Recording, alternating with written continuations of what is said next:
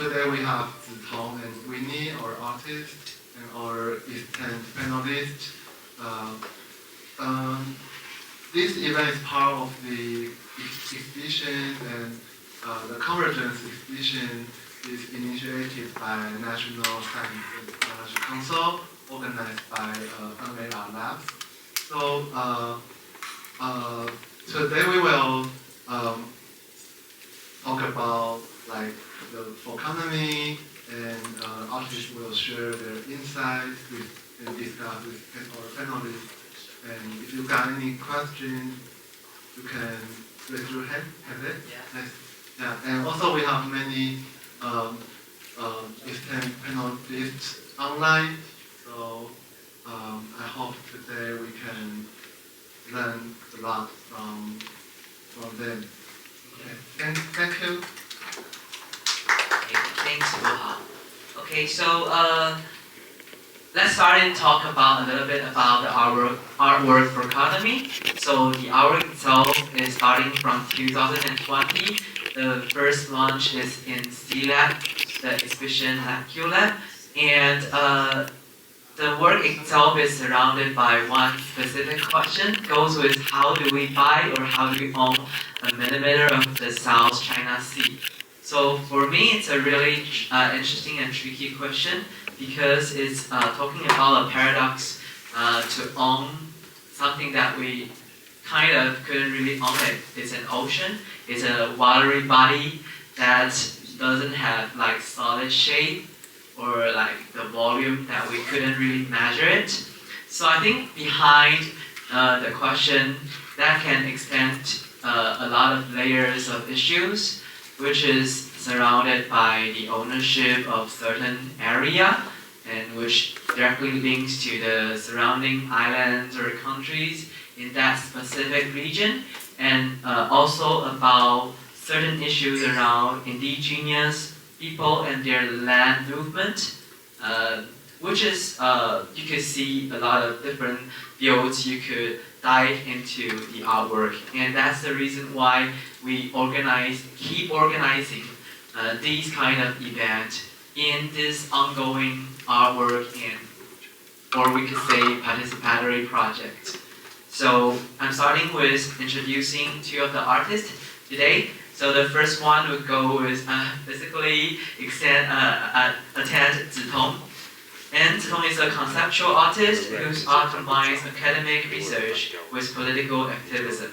And their work often incorporates participatory process, as I said, open source methods, and decentralized technologies. So, growing up amid Taiwan's multifaceted generational identity struggle, they create art to ask the broad question about how marginalized communities queer up current hegemonies after the generational colonial trauma. And, so Zitong is currently the founder of Tinyverse, also the curator of it, which facilitates transdisciplinary collaborative art projects and holds a series of hackathons for artists events in Taiwan. So let's go to the other artist online. Shows on the screen. And please say hi to everyone. That's Winnie Yongyi.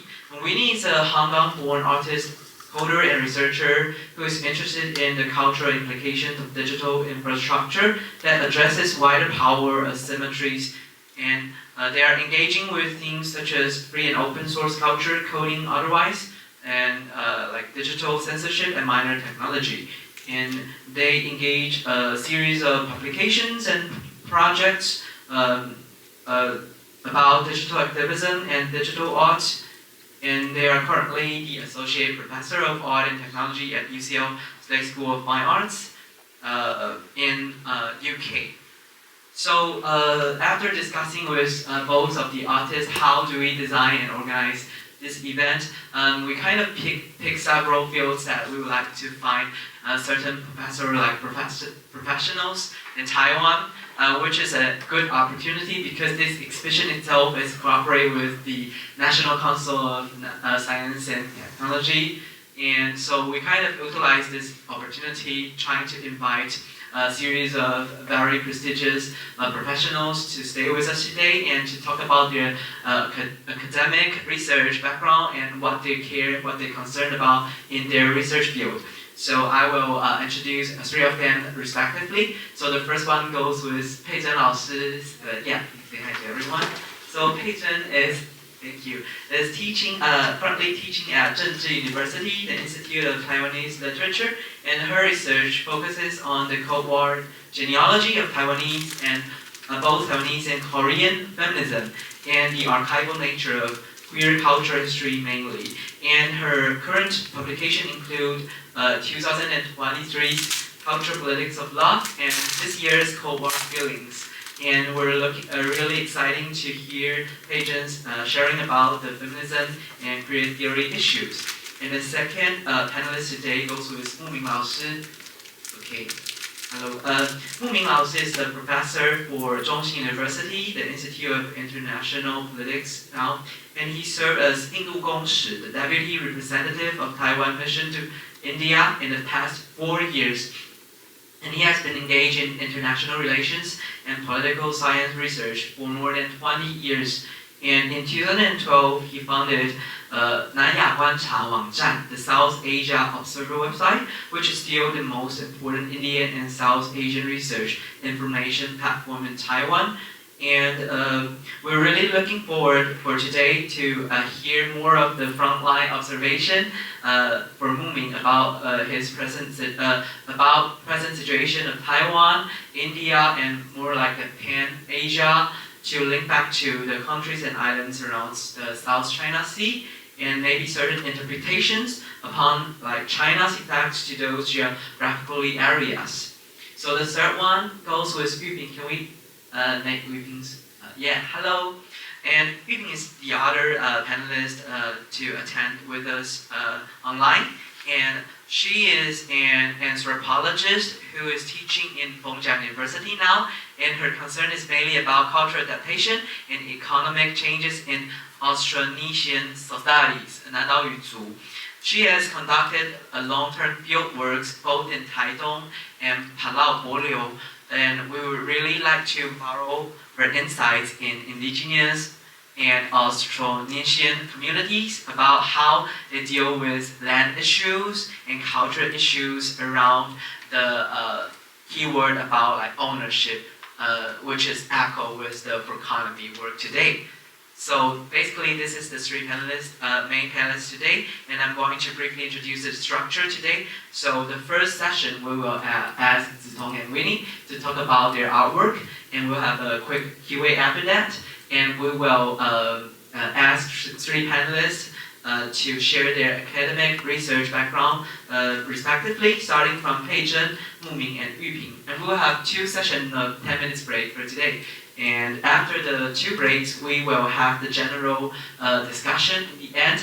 And after the discussion, the artists will bring all of us back to the exhibition venue to see the work.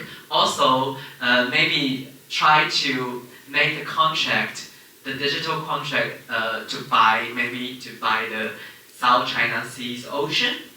We'll see what we can do at that part. And that'll be the end of the event today. And during the event, in this room, is drinking and eating is kind of prohibited.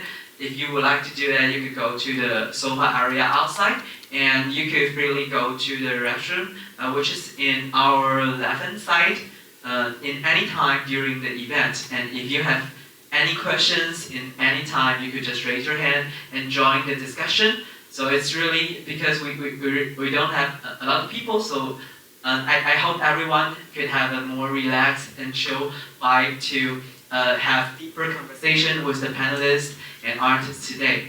So that's making an applaud and goes with Zitong and Wing's parts.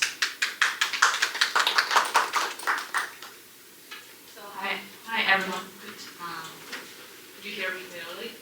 Okay, so I'm Zitong, and I decided online it's also Winnie. Our project is called Forkonomy, and through our project we're asking how to buy our own 1 milliliter of the South China Sea.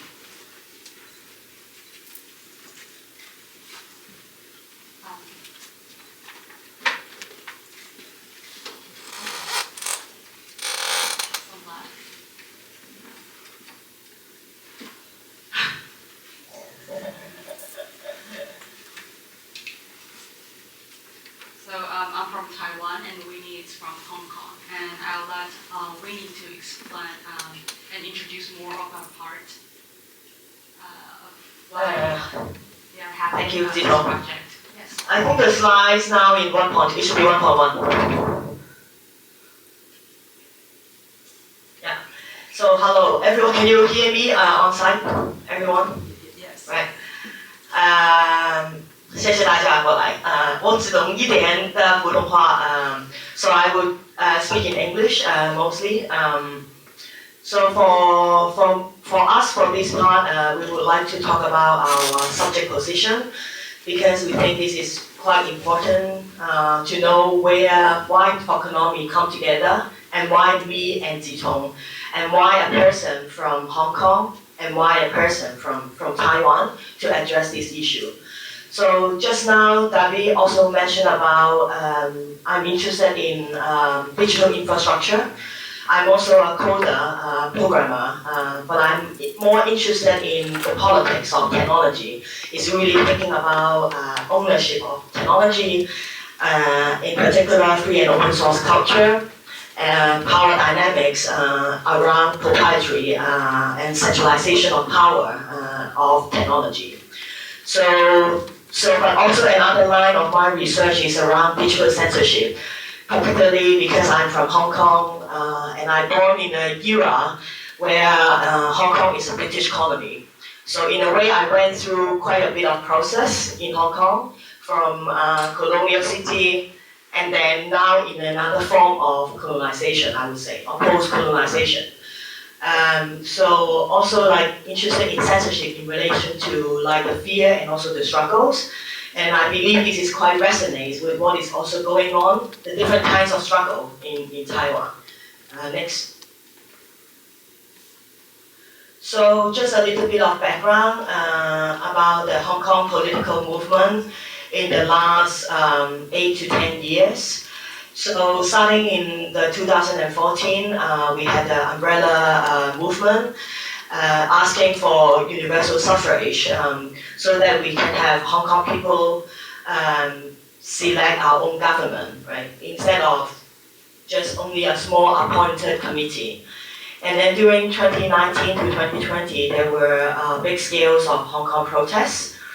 And then 2020, Hong Kong passed the national security law. Which means that it is strengthened. I mean, like the freedom of speech, freedom of press, freedom of expression has been greatly impacted. And I guess in online, we all know this term red line, right? It's a different types of red line that we don't know what exactly is the red line. So there's an increasing blurry red lines. I even don't know what I can speak and whether I'm appropriate in speaking, even right now, right? Although I'm now based in London, but still there's this kind of self-censorship or digital censorship is constantly embodied, I would say, in my work. Next, Tito. So the relation about Hong Kong and Taiwan, we share same traditional language, at least the written form is quite special, and it's very important as well, I think, to the world.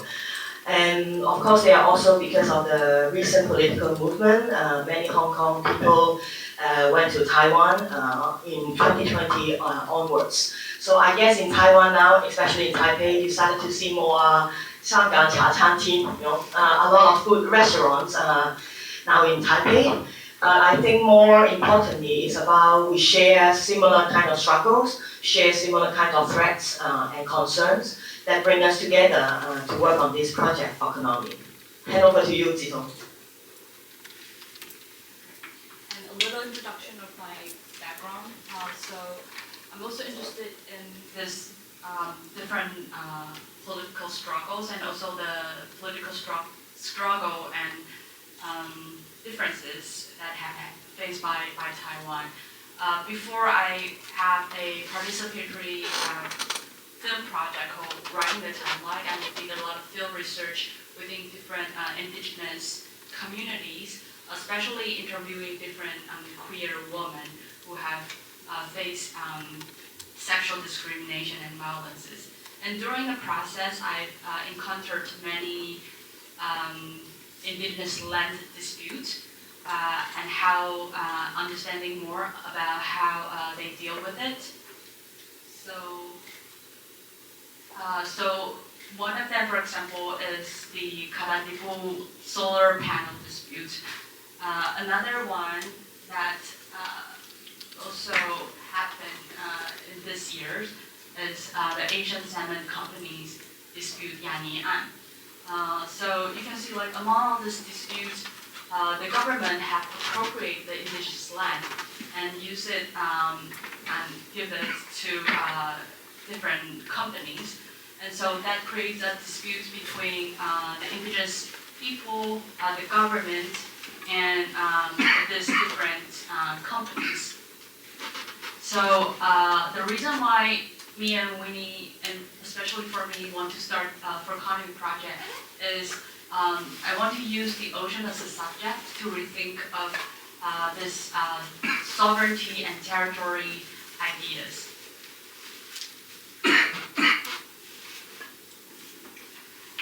And Forkonomy is first created in Taipei, Taiwan at Sea Lab. And Taipei, Taiwan is the traditional territory of Kabalan people. So here, because we are also convened at this site, I would also like to begin by acknowledging that the land on which we gather is the traditional territory of the Katagalan. And also today, our meeting place is still the home of many indigenous people. And we are grateful to have the opportunity to work and present in this territory.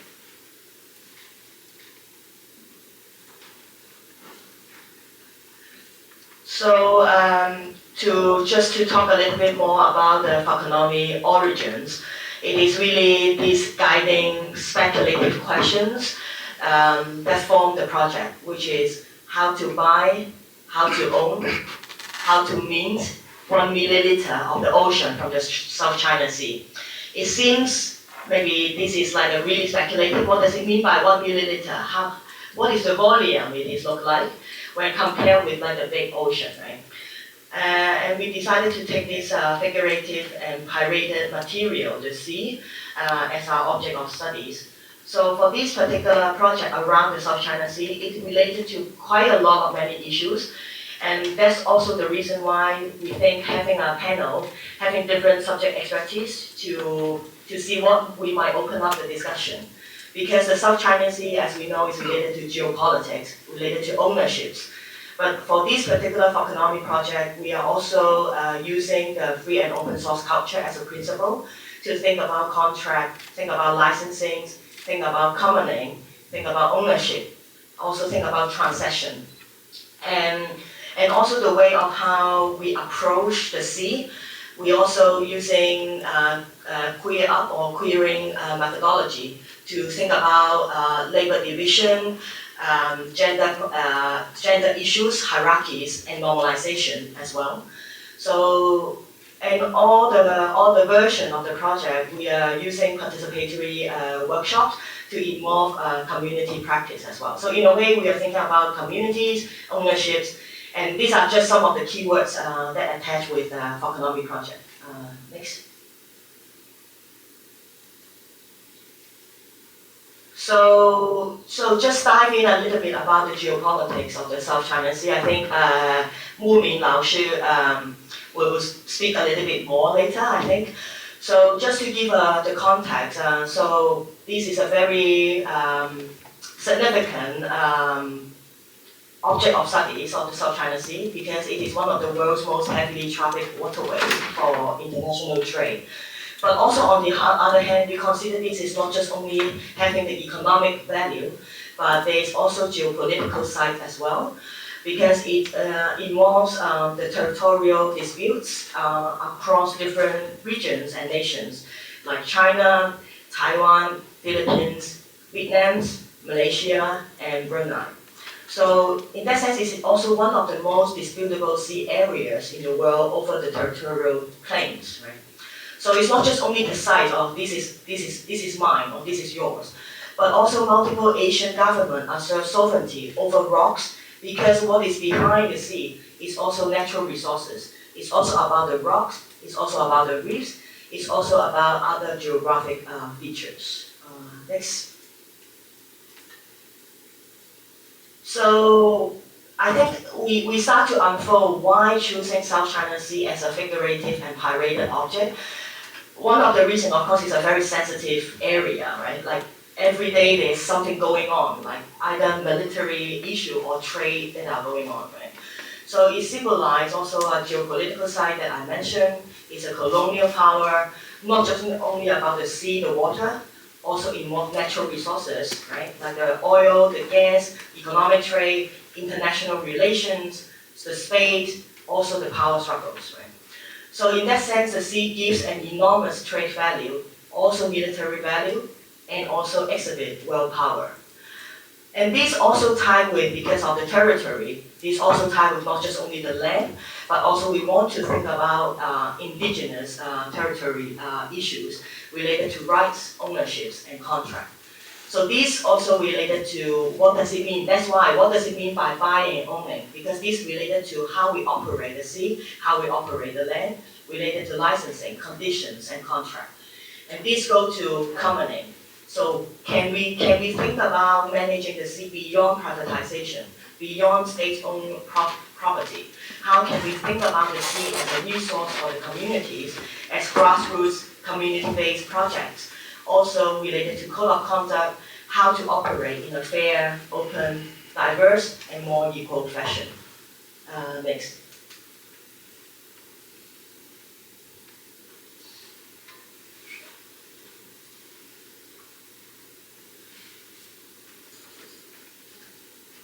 So the downstairs that you can see is the 5th version of our Forkonomy project. And in this version, we are more exhibiting the document that we have, the writing we have, but also the water of the South China Sea is exhibiting there. And we'll later explain more about the previous version of this Forkonomy process.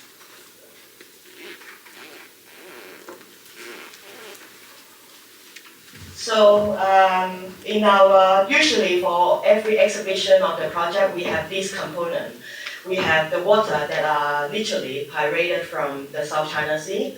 And then we also have video to show like the workshop, and also the video that show the process of how we pirate the sea from the South China Sea to Taipei. And also like co-contract. And also, like, usually we will have a discussion base. You can see the carpet on the floor, which is a space to immerse with the participants around the discussion of the sea. Next.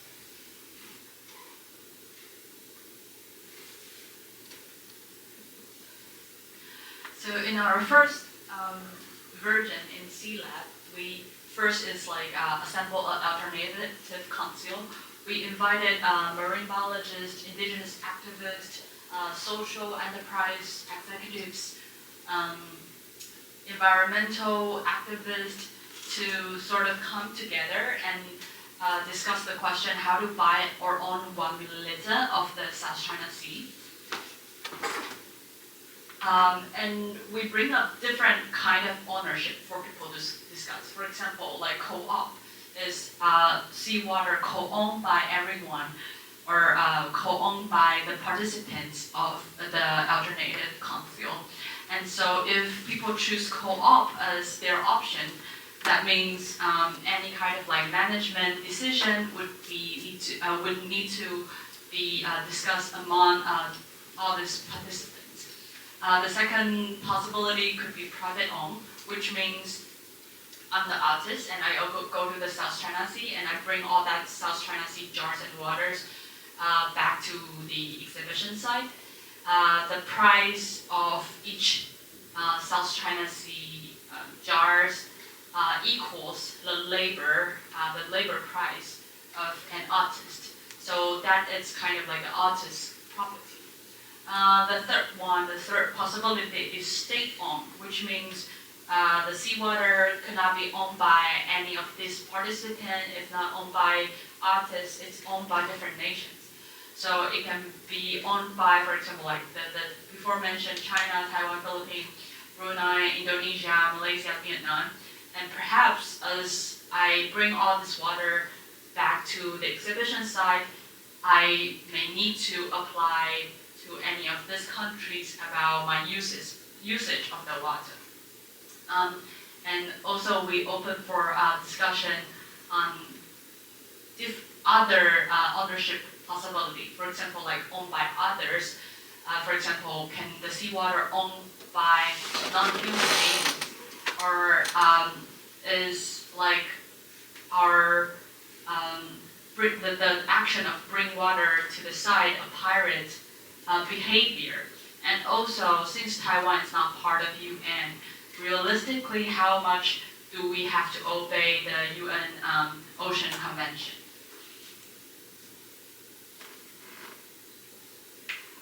And during the discussion, we deliver notes to each participant and ask for their estimated price for 1 milliliter of the South China Sea.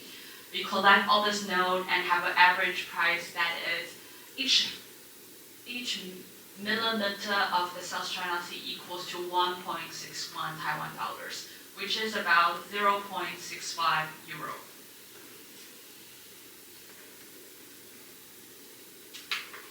Also during the discussion, we bring in this idea of code of conduct. We want the discussion to be as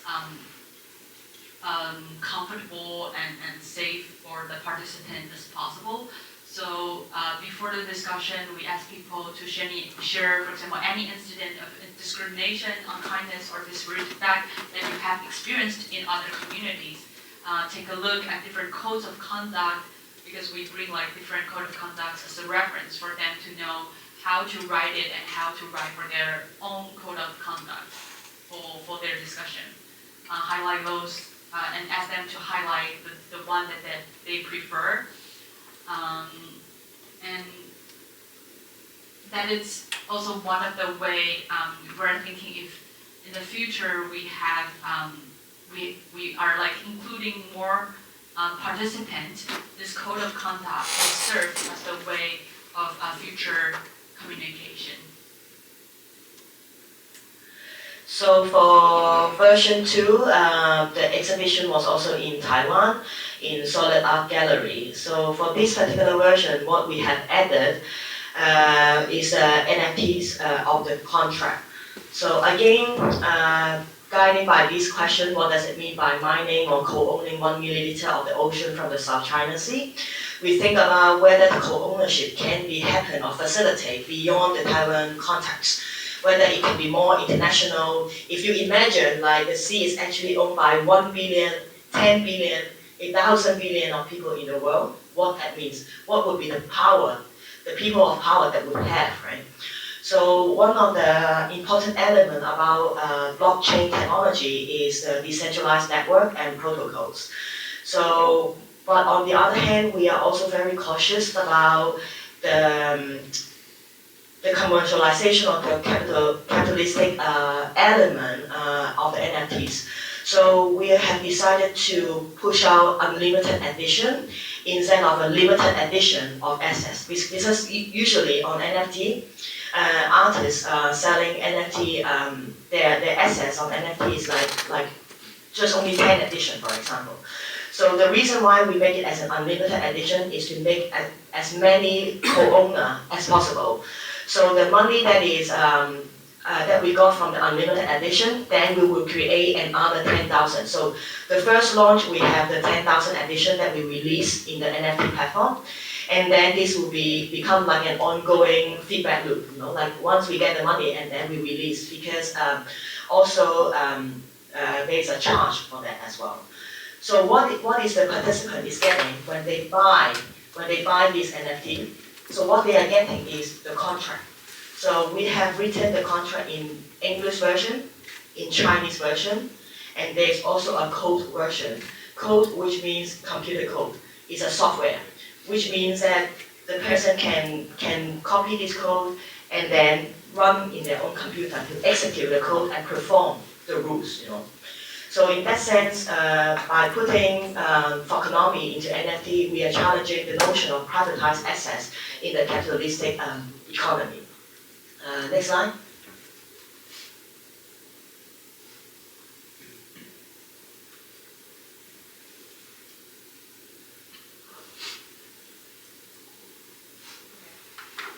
So as mentioned, previous version, we have need to decide like what kind of partnership they want, and finally they all the participants are like co-writing the contract. So that is the contract that they co-write together.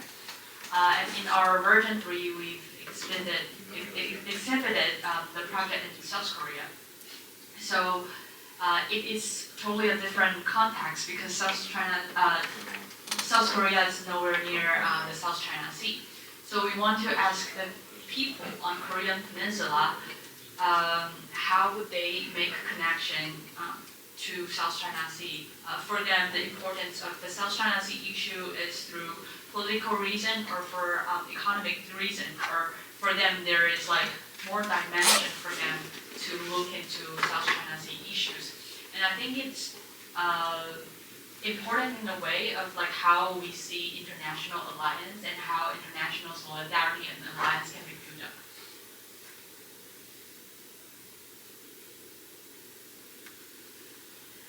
So Forkonomy is bringing together the two terms forking in software industry and also economy together.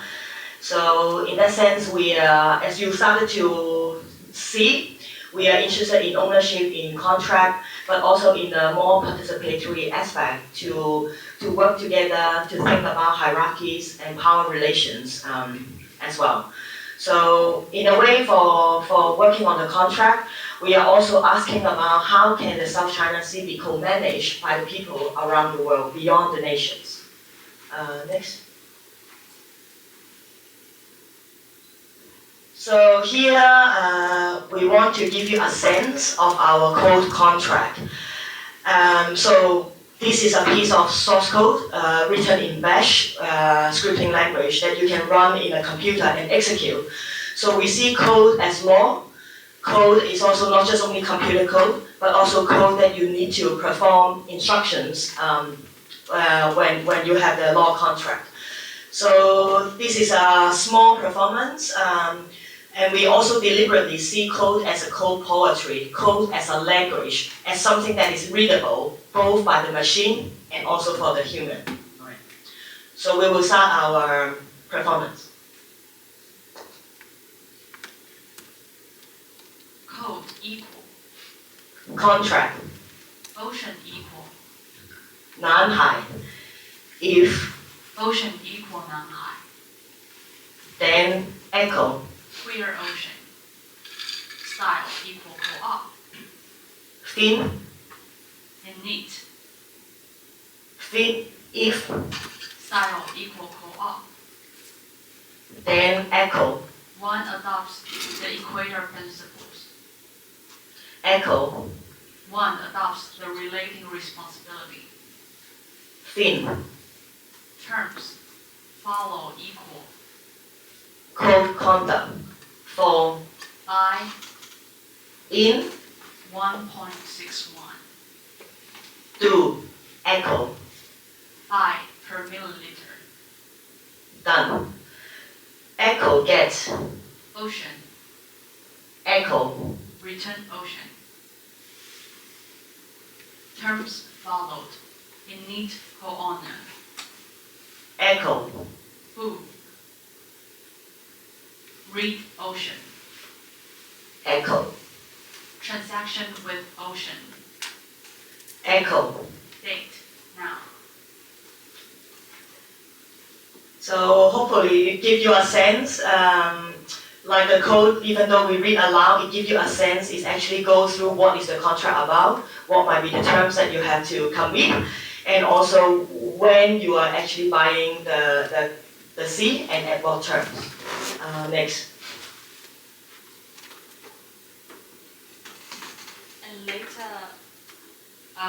And later, after our panel, And after the QA of the panel, we actually bring the South China Sea contract that the version 1 participant have co-drafted. And so we will have a little performance downstairs that you can sign the sea contract, and if you will, you can buy 1 milliliter of the South China Sea. And I will just measure 1 milliliter of it, or however amount that you want. If you bring 1.61 NT dollars, then we can have a transaction with it. So. Would you like to passing down a contract at this stage or like yeah, later? Sure. So here is the English contract and also the Chinese version. Is it just taking a look? Yeah, sure.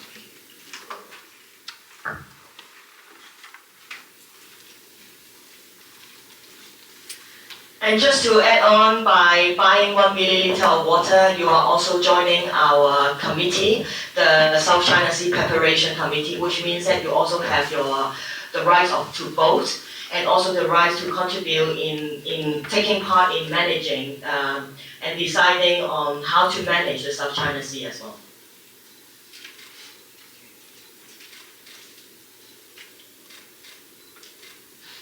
Thank you, everyone. Okay, thank you for Ziton and Winnie.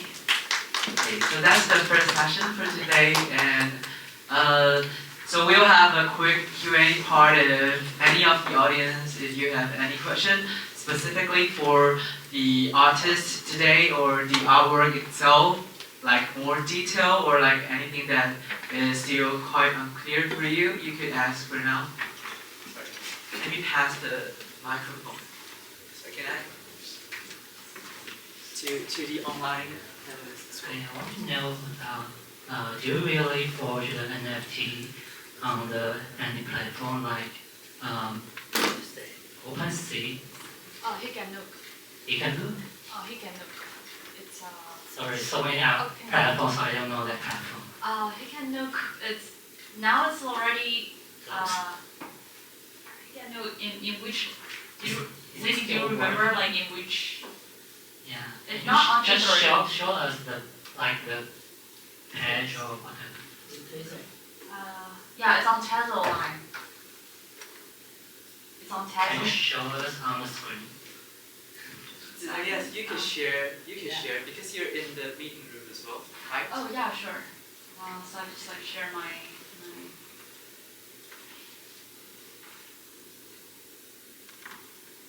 Share my window. Yes.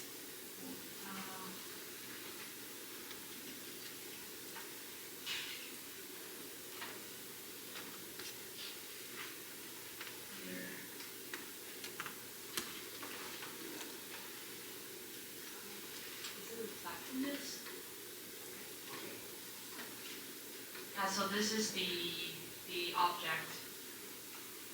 You can see our contract here with 3 languages. And each one is $1.61, which means when you buy one NFT, it equals buy one contract and becomes like one of the owner of this contract.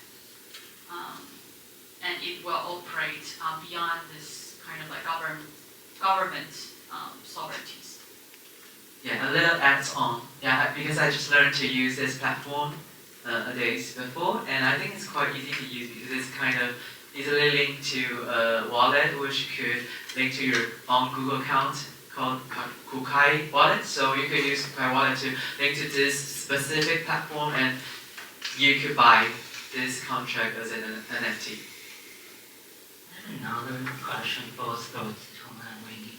Do you think in your agenda, NFT is a method for your many following agenda topics like any disputed area like TCL, like any word area, or just you say Nanhai as your core issue to explore the boundaries, and you maybe say another method, unlike NFT, maybe you take another participatory observation in depth.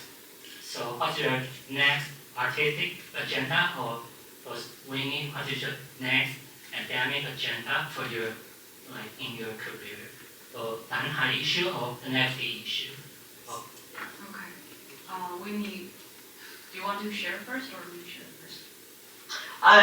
Can you repeat a little bit the questions? I can't hear it. I can rephrase it. So, Ziton, can you rephrase? may I kind of like sum up your question? Yeah, So I guess the I want to know if you want to use NFT as your core method to explore your next agenda, like other disputed areas like Tibet or Mongolia or other areas in the world. Like you are a political artist, or for Winnie you use code as a method.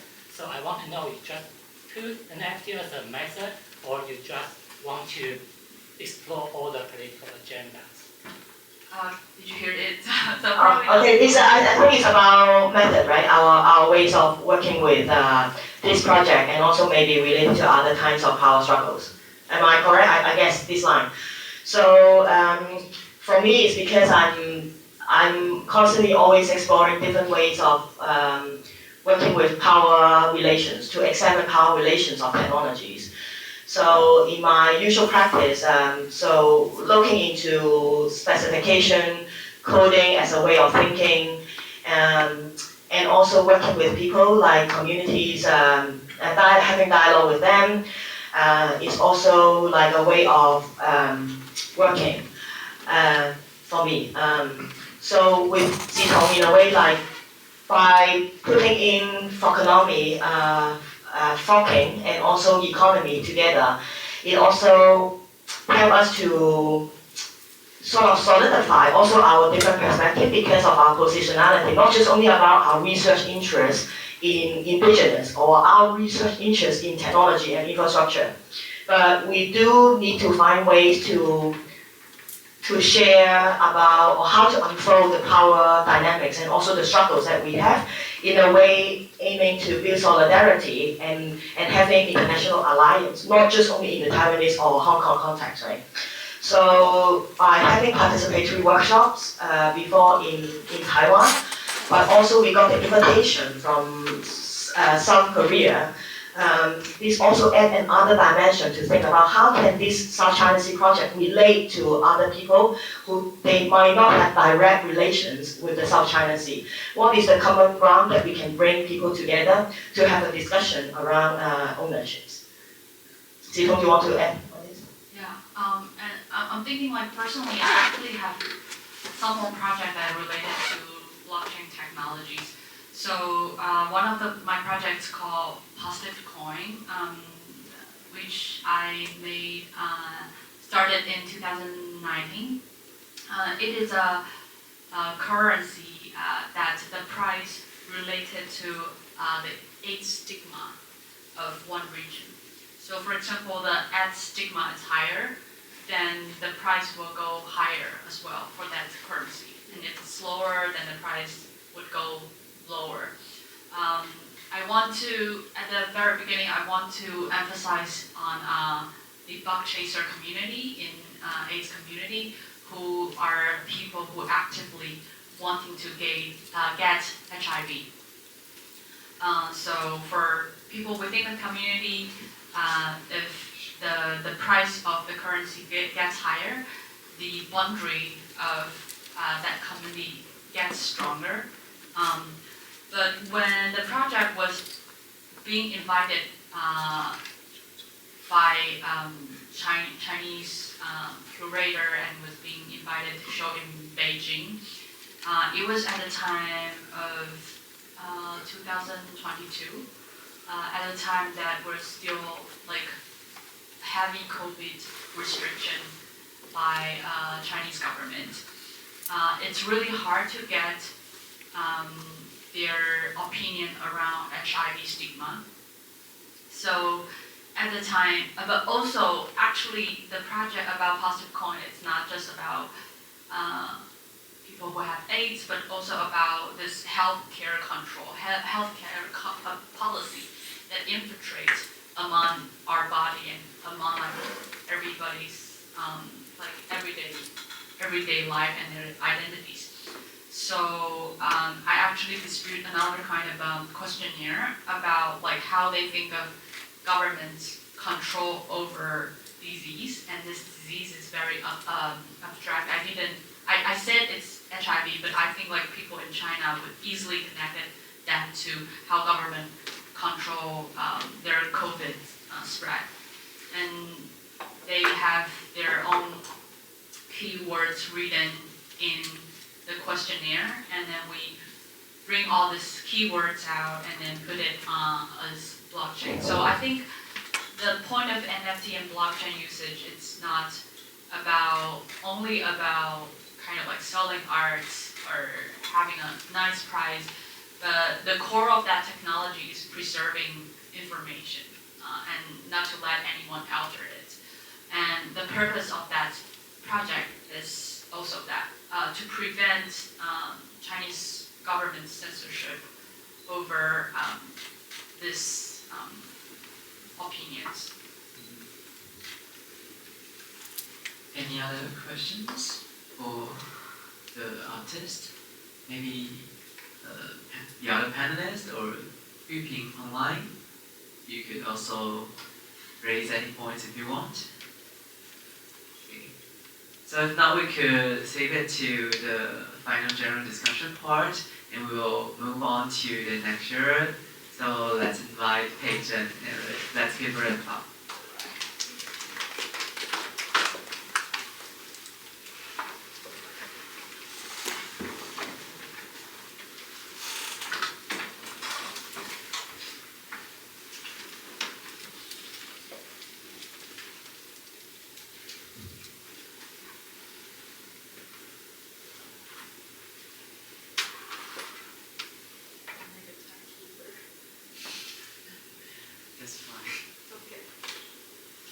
Alright, good afternoon everyone.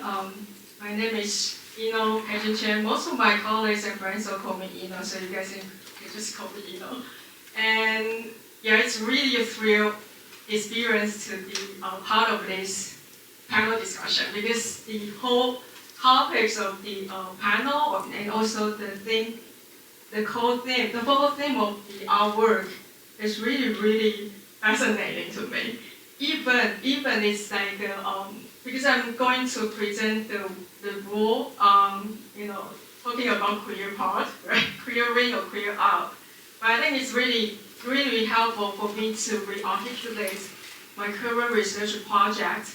And that's, as I think David just introduced 3 of the panelists, we are all from academia. And my reason or my work from the 2 decades all focuses on the discourses of queer. And also from my PhD, I started to do the research on Taiwan and South Korea. And so I published my first book last year. That's the one titled Cultural Politics of Love.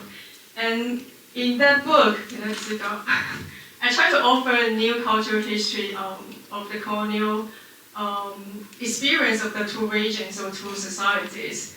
And I think it's really important for me to really pick up a very helpful and functional topics to re-articulate the history of the 2 regions or 2 societies.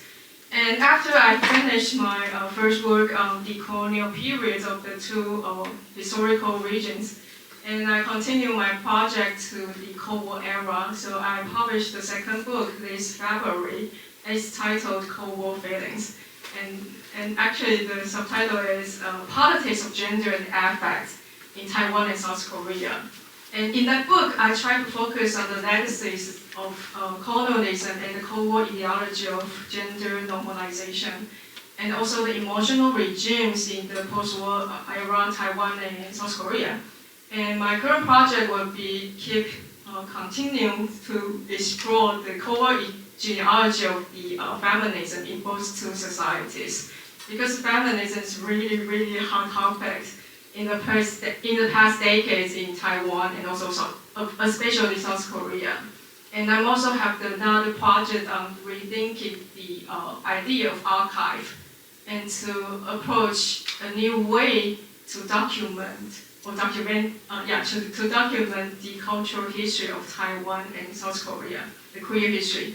So, but actually, I started my whole intellectual career by revisiting the homosexual discourses and queer translation in 1990s Taiwan, and I have developed my own approach to utilize the idea of queer as a verb, i.e. as a method, as an approach to decenter, to decategorize, and not rather than just a noun, which refers to sexual identity.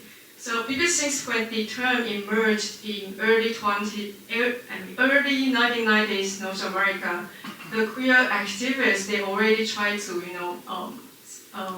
to reclaim the term, the word queer, as a deliberately provocative and politically radical alternative. So it's already a political strategy or agenda, not just refer to a specific gender or sexual identity.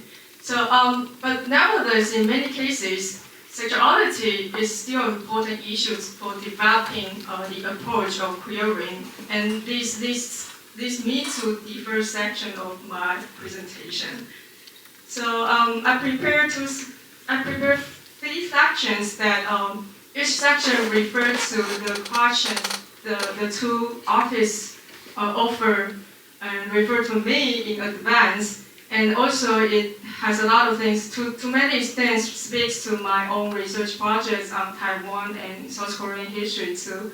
And so for the sexuality and also political issues that I want to introduce in my first sharing of the presentation. And that will lead us to the contemporary issues that I found from my fieldwork. So I want to introduce you guys this incidents or events that happened in 2013 South Korea. There was a term, it's called homo gay, pro-North Korea gay, that emerged from the anti-LGBTQ rhetoric in South Korea.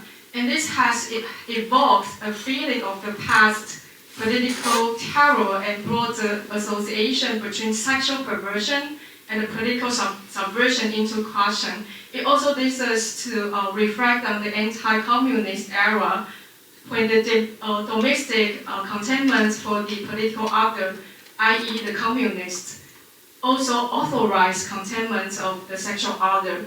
Here we refer to homosexual. So by the same token, actually, in 2014, there is a new party called Christian Liberal Party just being established, and based on their policy commitments, they oppose against the legalization of homosexuality, and they also think this privileges Islam or anti-Christian law as a combination of the homophobic, xenophobic, and religious hegemony that we are experiencing and observing here. So I think to unpack the impact that I've observed from this historical confrontation, I have revisited the Cold War ideology and political and sexual normalization by investigating the dehumanization of communists and its association with sexual perversion in my second book, The Cold War Feelings. So even though Taiwan and South Korea had different strands of anti-communism and different attitudes toward America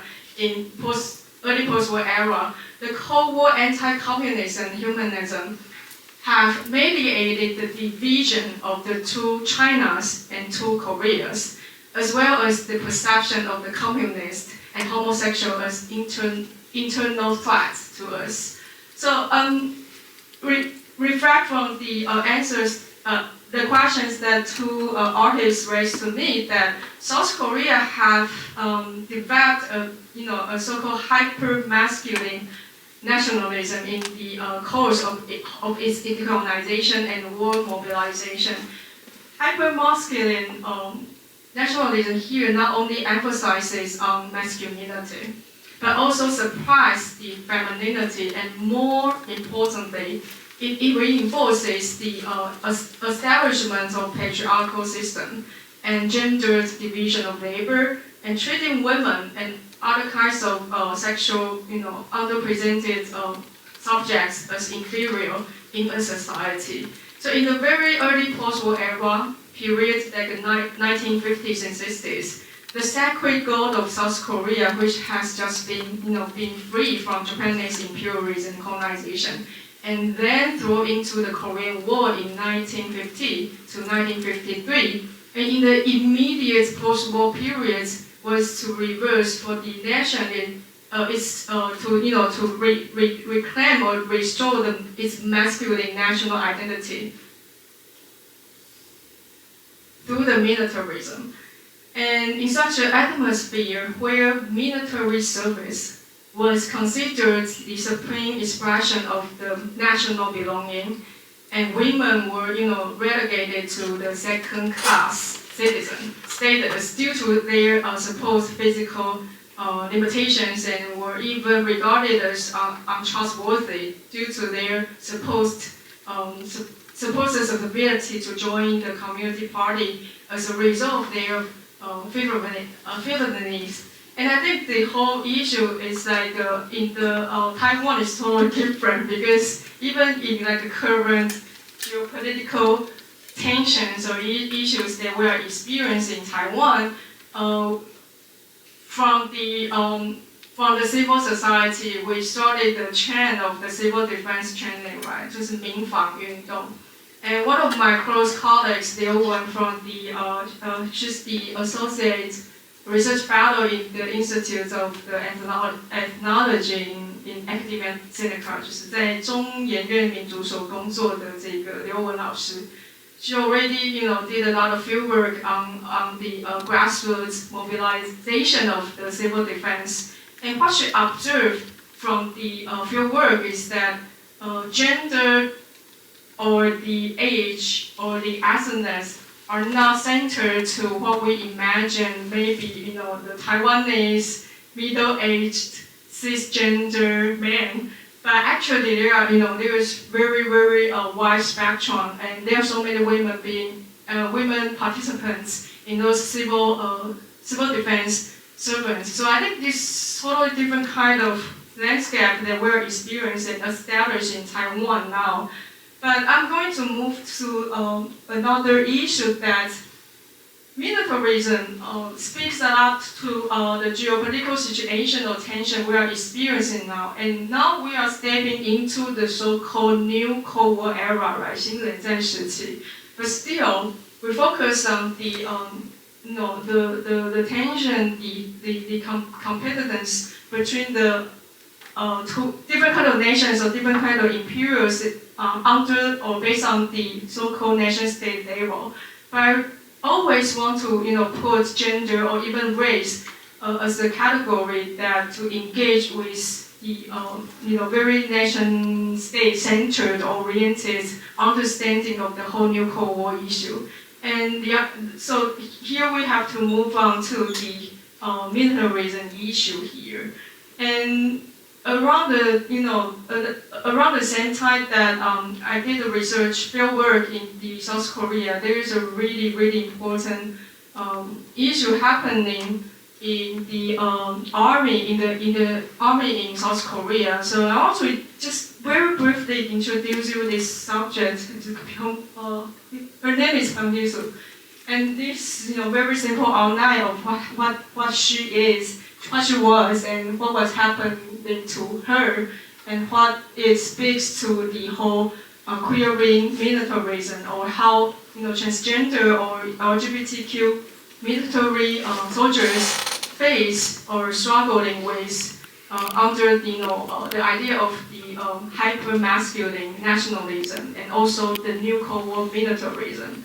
And even though her death brings her own experience to the public discussion, which means even in Taiwan we are saying that we are the first one to legalize gay marriage, but Korea, South Korea is really, really, I would say, provocative, because they have the very first queer parade in 2000. That's 1 year prior to our queer parade.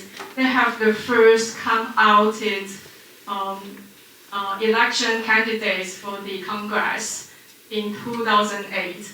And they have the first transgender women soldier that bring the whole topics to the public society. And actually, the United States, we also have different kind of idea about how to create up the militarism. And basically, there are two positions here that one played by we can say like Aaron Belkin, who is the director of the Palm Center, and she because she's a transgender woman, has spent decades of advocating queer and transmilitary inclusion. But on the other hand, Inspect, a very important, prestigious trans activist and scholar, he opposes military inclusion advocacy for in many scholarship. And what I observed from these two kinds of the tension or struggling, or even the paradox from these two perspectives or positions is that one focuses on the rights within the system, and the other one trying to fix the system, not just assimilate ourselves into the system. So the best example will be the legalization of same-sex marriage, right? We have to fix the decay, the problem of marriage, or we have to include all kinds of alternatives into the privatized and the questioning system. And I don't want to really put my own stance here, but I just want to raise the discussion of these two kinds of positions here.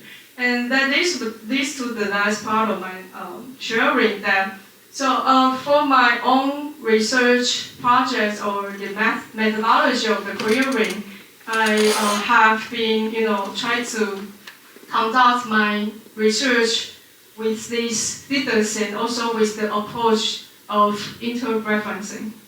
And let me spend some time to elaborate what does this whole map means to my research. So for most of the ideas or the geopolitical reflection that I learned from my own research of Taiwan and South Korea, and also about the sexuality and also the colonization history, I propose to analyze the historical impact and as an intersectional manner in Taiwan and South Korea with the transnational approach of the interreferencing that I'm trying to demonstrate here. This approach is back to explore the articulation of the specificities of Taiwanese and South Korean social historical situation, and to contrast it against the existing geopolitical referencing systems in the very first circle up to the slides, especially a background of the conventional East and West, and also the colonizer and the colonizer referencing. Here I mean the understanding or the taking of Taiwan and South Korea's history, all being articulated or being oriented by these three dominant referencing systems. The first one is East and West. So everything is about East and West. It's so-called the dichotomy or binarism of the worldview. 就是东西二元对立，就是我们在东方，然后对应这个进步的西方。But within the East, Taiwan and South Korea were and are the double marginal region, right? Because we were colonized by Japan, we're also being subjected to the so-called China Empire.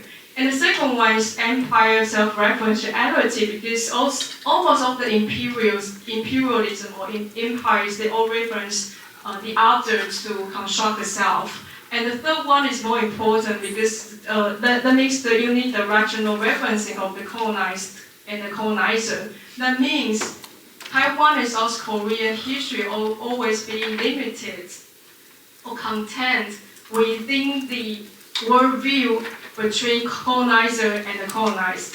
所以很多人会说台湾的历史就是殖民史，但这样其实是把台湾的历史理解在它与殖民者的关系，与帝国的关系。So here I want to, raise the vision to imagine Taiwan and Korea as unimagined communities. So since Taiwan and Korea are perceived as cultural entities through their vertical relations with their imperial past and segregated from each other as unimagined communities, and the notion of the unimagined communities is correspond to the late Benedict Anderson's well-cited analysis of political nationalism as imagined community, 就是那个叫什么？想象的共同体 which has been treated as a universal phenomenon in the history of the modern world, and nonetheless critiques on imagined community for its Western-centered, spontaneous, inclusive tendencies have strong caution to apply the notion of the encompassing all the different political imaginations. But in either case, Taiwan and South Korea are never perceived in the same category of the imagined community, not even when they were both under Japanese rule and politically or culturally being converted into Japanese nationality through assimilation and imperialization policies. With this, I think the idea of unimagined communities to me enables a political engagement to imagine and challenge the grounds of the nationalist imagination.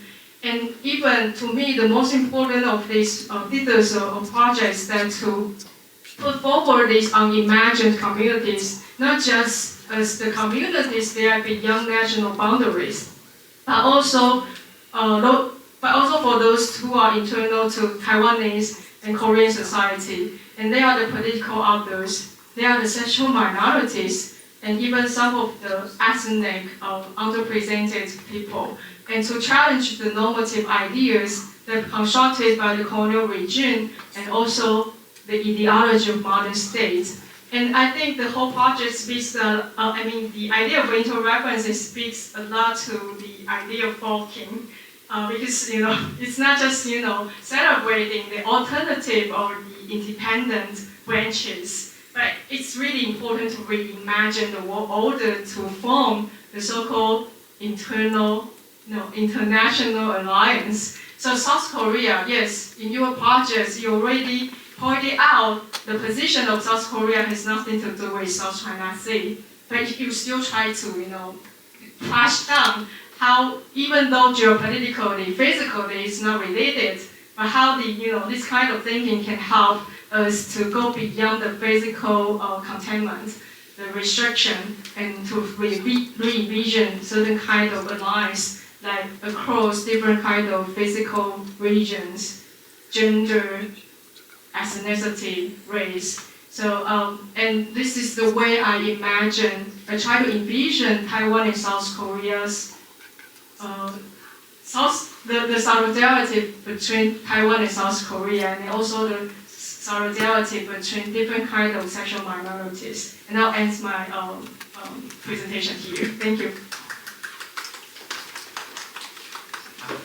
Thank you so much for Paige's sharing. And let's move into, Winnie, do you want to speak up first? Yeah, I just have a question. It's just so fascinating. Is it a Q&A time? Sorry. Yes, it is, yeah. Okay.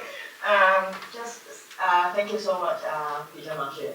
It's really fascinating to see how you develop further about like this kind of alternative, radical alternative, because I'm also interested in this kind of radical referencing. But I think my question is more pointing towards your last slide, that you talk about internal others. Because you have one is like Taiwan and yes, this one, Korea as unimagined communities, and then the other one is like internal others as unimagined communities. Maybe I didn't hear enough. I'm just thinking about what does it mean by internal others? I think it's still within like Taiwan and South Korea, but then they might not identify or relate to trans community or LGBTQ, or I just want to hear a little bit more. And why?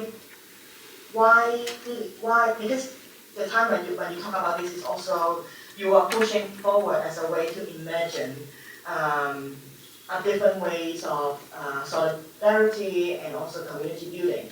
So I want to hear more about unimagined communities and internal others. Yes. Okay. Should I just? Yeah, maybe. Are we going to collect? Yeah, this probably could be another way. So, if anyone would like to raise any other questions, or like, Tom, do you have any? I also Sorry. so also Yeah, maybe to hear. I'm so happy to hear the presentation. And also at the end of the presentation, you mentioned about Guangzhou's case, and I also wonder like what's this and from my understanding, like Guangzhou, many of them have like slightly different identification than just being as a Korean. And I also think about the case of Okinawa or the relating islands around there.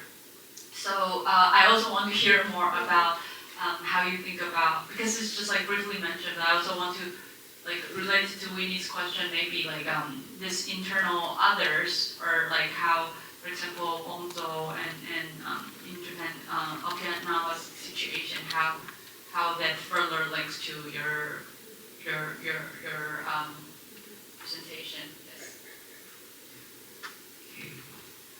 Maybe I'll go with one. Yeah, sure. Yeah. So yeah, I also really enjoy your sharing, because yeah, for you to incorporate the questions that raised by artists, to echo through your own research part, and also you're not only like focusing on the research background or knowledge itself, but more of why, and like to echo by yourself, like your internal interest to do all this research. And I'm really moved by this. And so probably the question would go a bit more about like how to, like about the keyword about queer. So how to queer as a verb. So I can see a vibe that maybe goes with you, like to do this kind of academic research in a more like queerly. I don't know if I could describe that like as an adverb, like to queerly do the research. So to extend this kind of like, if we could say as a methodology, do you have any like suggestion to maybe artists or like to general public, if we want to act or like doing our own thing in a more like queer way? Do you have any suggestions upon that? Like maybe in your own like past experience. Yeah. All right. Yeah. For the internal others, is during my presentation, I mentioned that I'm always not satisfied with the whole new Cold War or Cold War geopolitical discourses based on the nation-state level or international world order. So I really want to put gender or sexuality into this agenda or scope to problematize it. So the internal others here actually means the intersection or intersectionality of the political and sexual others. That's why I raised I brought the example of the Chongbokge, the pro-North Korea or North Korean sympathizer gay, and that really drew us back to the early Cold War period of the Marxism, 麦卡锡主义. Because it's like the very important historical incidents that draw the so-called sexual and political others together. And definitely, Taiwan and South Korea were the alliance of the America, U.S. in the early in the post-war period, right? So we also kind of conduct this kind of containment of the political and sexual others. And I try to provide some of the discussions from the literary works in my second book to prove or to evidence this legacy of the Cold War Marxism in East Asia. And that's why I brought up the example of the Chongbokge in the very beginning, because I think not many of you have knowledge about this case. but it really, beautifully shows the legacies of the global issues here. So internal others, I want to, really push us to think about the issues not individually with the gender issue or racial issue, political issue, but we have to put all these power and lies together and to unpack it. Because it's like definitely because the power and lies created the division system, which means that maybe within the Taiwan and South Korean society, there's so many social minorities who are being divided, and it's difficult for us to work together. So like maybe the women and the prostitutes and the gay. So three kinds of sexual subjects, but they are always divided by maybe morality or moral codes. That's why I try to raise the question here. So I kind of name these sexual or political others as the imagined community. That doesn't mean that I want these geopolitical others or internal others to become imagined communities. I want to stand with the 就是这个不的感觉。So it's really difficult for us to have this negation, right? Negative terms. 就是不是台湾人，也不是同性恋，也不是共同体。从这个不出发，我觉得比较能够去想象未来，因为我们比较是朝向想象共同体。Okay, so that's what 子彤 raised a very important examples about the the intersections of the Guangzhou, Okinawa, and Jeju Island, right? These are all the U.S. Army occupied islands. And in this very field, we have a lot of research projects on unpacked the histories of these islands that play a very very important role for us to envision the decolonization projects. So to me, the very initial projects would be to compare Okinawa, Jeju, and also maybe Honshu and others. It's really really difficult for me to operate the multilingual and also multi-historical and regional knowledge to practice my project. So I focus on Taiwan and South Korea, and you guys all can imagine how parallel the historical experience we have been experienced, but we never work with each other, and we know very little about each other. Even now, we always compete in international sports sport, right? 我很想赢韩国, right? It's always about competition. And even my Korean friends, they never, show their interests of Taiwan. But now we have TMRC, right? TM what? 就是台积电, yeah. So Samsung now is like, shaking about. So, but I don't think that really helped my projects, yeah. So I think I'll just keep, finding the approach of queering the history of these two regions. And by queering, I'm saying that I'm not going to establish an alternative. I really have to revise or revisit the mainstream reference, the dominant reference, and to rewrite it to be more inclusive and to be revised to include all other like subjects or experience already being erased or excluded from the whole dominant historical discourses. So that's very brief way for me to approach my querying methodological approach. Yeah. Okay, thank you. Does anyone want to add on something? Okay, so thank you for patient sharing. So maybe I will. Thank you all for the question. Yeah, because of the timing, maybe I'll discuss with you guys if you would like to have a quick rest or like we should continue to the next one. Like, is anyone would like to go? So maybe we could just keep on. And if anyone you want to take a rest, you could just freely go outside to have a breath. So maybe we could introduce the next panelist for 老师. So let's give him an applause.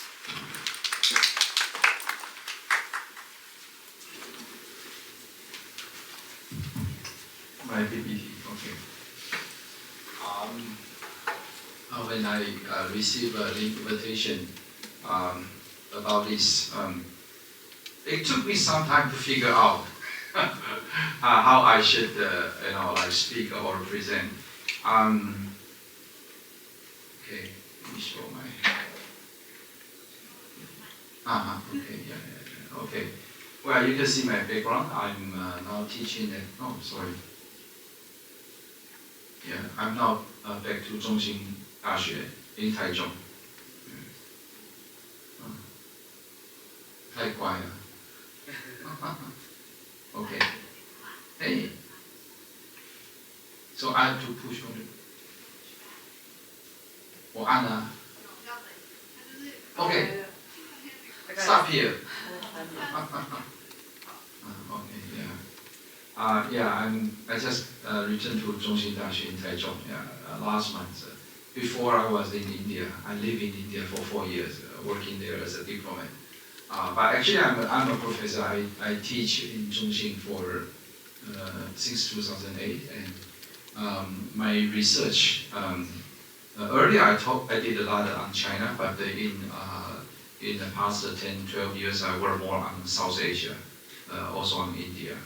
So I'm going to talk a little bit about Indian Ocean, and because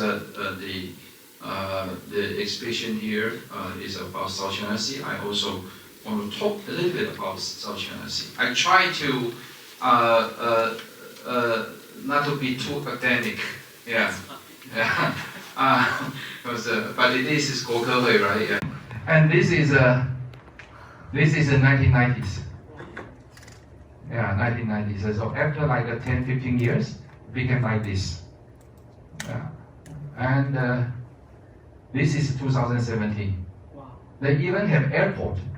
So it's like totally alternative. Yeah. Okay, so you see, I'm a scholar of international relations. From our perspective, this is the situation we are facing. Yeah. Okay. So the exhibition today, about how we own, the ownership thing, but from the perspective of the state, from the government. And this is a very, very serious game, okay? The game showing your muscle, the game showing your power, yeah. And China, from the very beginning in South China Sea, I say that they now occupy 8 islands. Vietnam has 29. Actually, Vietnam controls more islands than China. But China turned all the 8 islands into military fortress, all of them, 全部都变成军事化. So that is why today, if you look at the news, that the U.S., Philippines, China, they now have a military confrontation in South China Sea. It is because China changed the status quo. Okay, this is from perspective of international politics. And okay, 下一张. How about Indian Ocean? Okay, South China Sea is very not far from Taiwan. We could go to we can go to South China Sea. But the Indian Ocean is too far for us, right? Yeah, and I suppose most of you never been to Indian Ocean. You've probably been to Indonesia. You've probably been to some other countries. But the Indian Ocean for us is very, very distant. Yeah, 非常远. Is it true? Let me see. Okay, here is a news about Somali pirates. You know that about 15 years ago, a lot of ships were abducted by Somali pirates, and some Taiwanese fishing boats are also being abducted. And there is one Taiwanese guy. His name is Shen Ruizhang.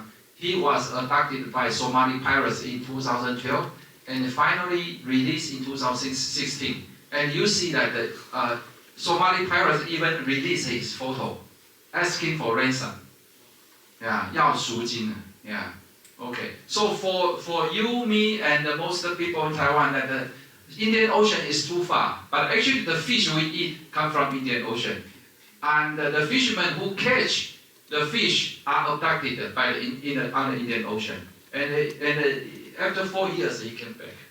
Yeah, okay. So actually, today when we talk about, that the world politics, certain issue we think is too far. Somali pirates, you saw from Hollywood movie, you saw from news, you think it's too far. But actually, Taiwanese people are also affected. Just you don't see it.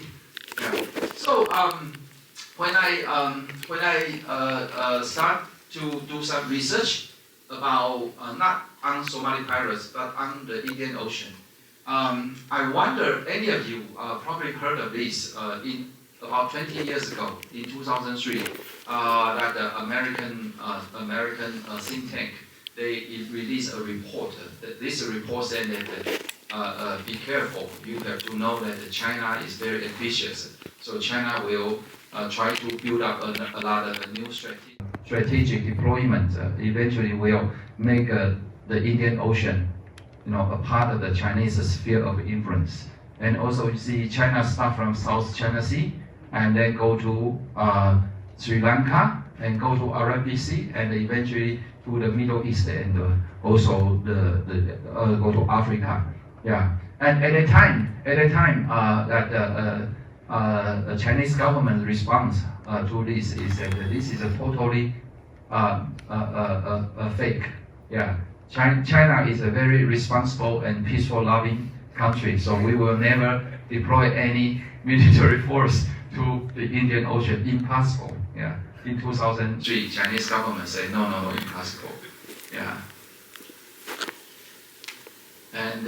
And this is "一带一路" in 2014. Okay, yeah, I show you the map. It's exactly the same.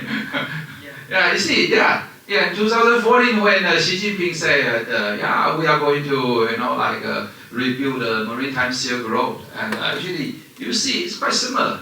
Yeah. Okay, 10 years ago, an American already told the world, said, "Hey, China is doing this," and China denied, and nobody cared. But after 10 years, China was doing it. Yeah. So I think that we scholars of international relations, we also have some function. Okay. Yeah, because we notice the situation, we try to analyze. Yeah. A big project, just like Dubai. Yeah, just like Dubai. Yeah, now you understand what I mean. And in 2014, okay. Yeah, this is a Sri Lanka president, and you know this guy, right?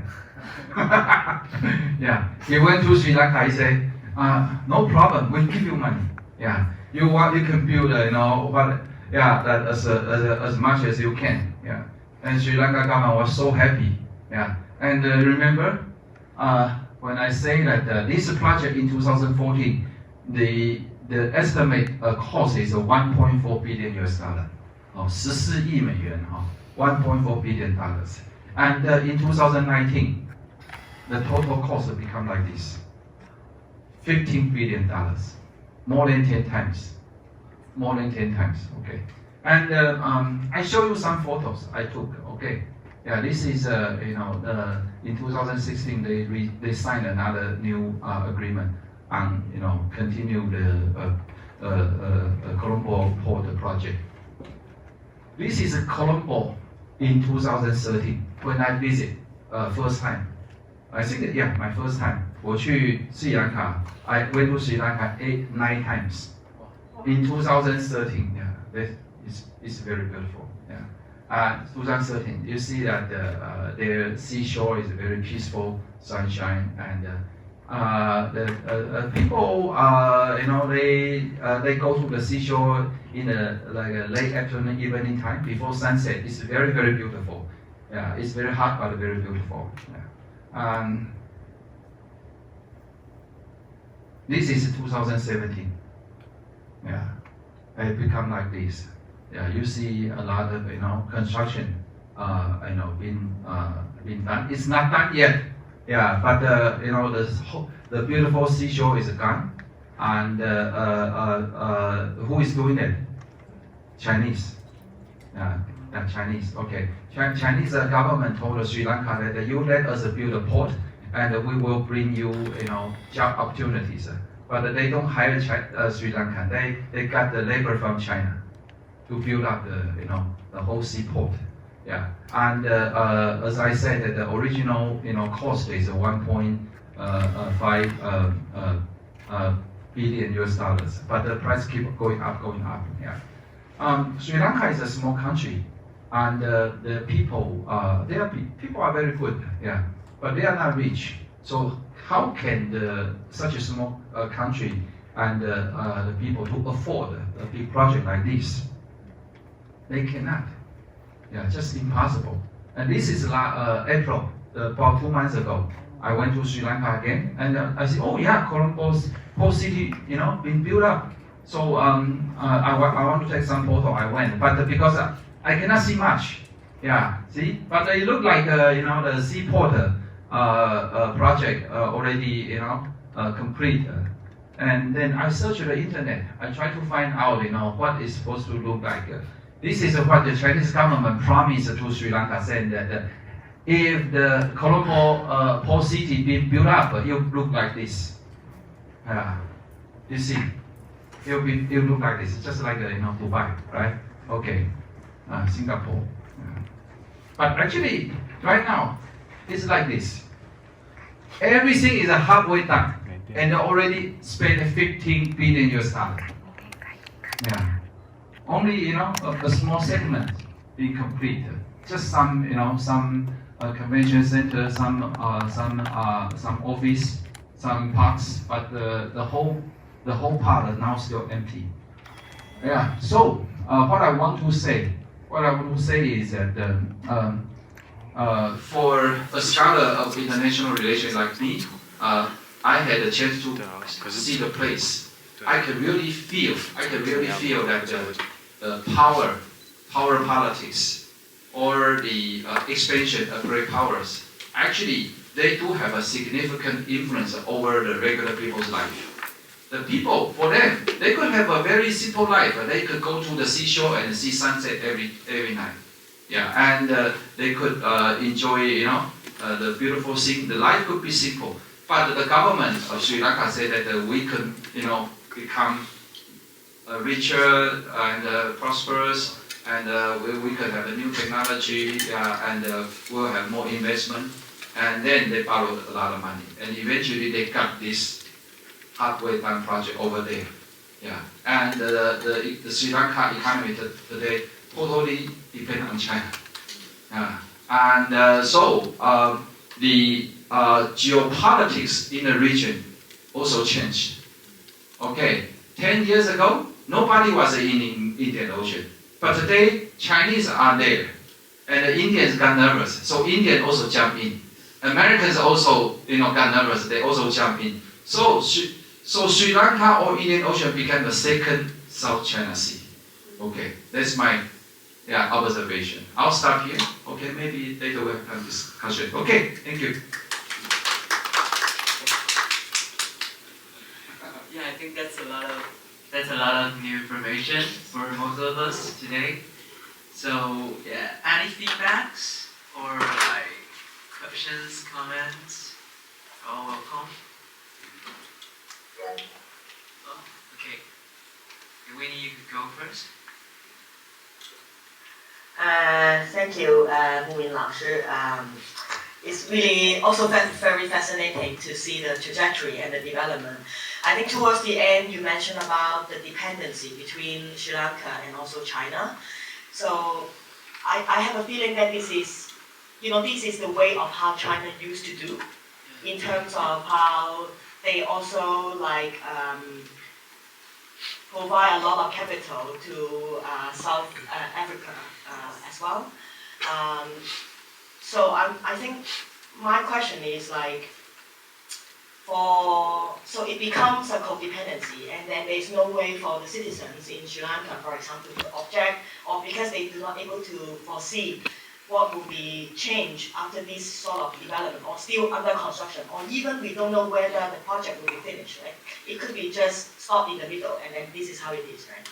So I guess my question would be like this sort of codependency of a country rely on capital from China, and then it becomes like a need to be politically correct as well, need to obey or need to follow certain kinds of rules and instructions.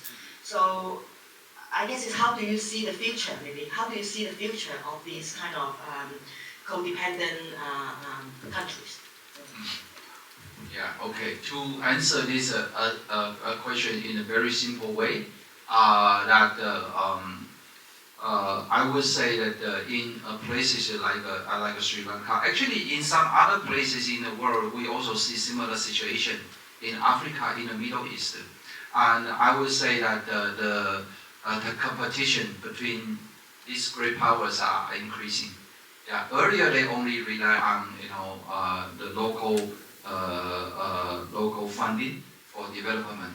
Or Sri Lanka, earlier they got a lot of investment from India. But now with China coming in, and American and other countries, they also jump in to try to gain more influence. So I think that you will see that actually economy is not going to be better. Because people's life do not really improve. But you will see that they will attract more businessmen from outside, and then you will see that the competition between these great powers are also increasing. Yeah, so I'm very surprised because when I went to Sri Lanka 10 years ago, I saw that everything was very cheap over there. Yeah, food, hotel was very cheap. And later I know that this country has some problem. So that they also have inflation, and their currency also went down a lot. Actually, they went down a lot. So I saw that things must be cheaper. But when I visited in April, I found their hotel food is so expensive. Yeah. So their currency went down, but their hotel they charge US dollar. They don't charge Sri Lanka rupee. Yeah. So they charge US dollars, and so it became so expensive. So people actually they were kind of they feel more exploited, by this economic imperialism. Yeah. So I think that to answer your question, the people will suffer more. Yeah. That's the very very sad, but that's the situation we are seeing.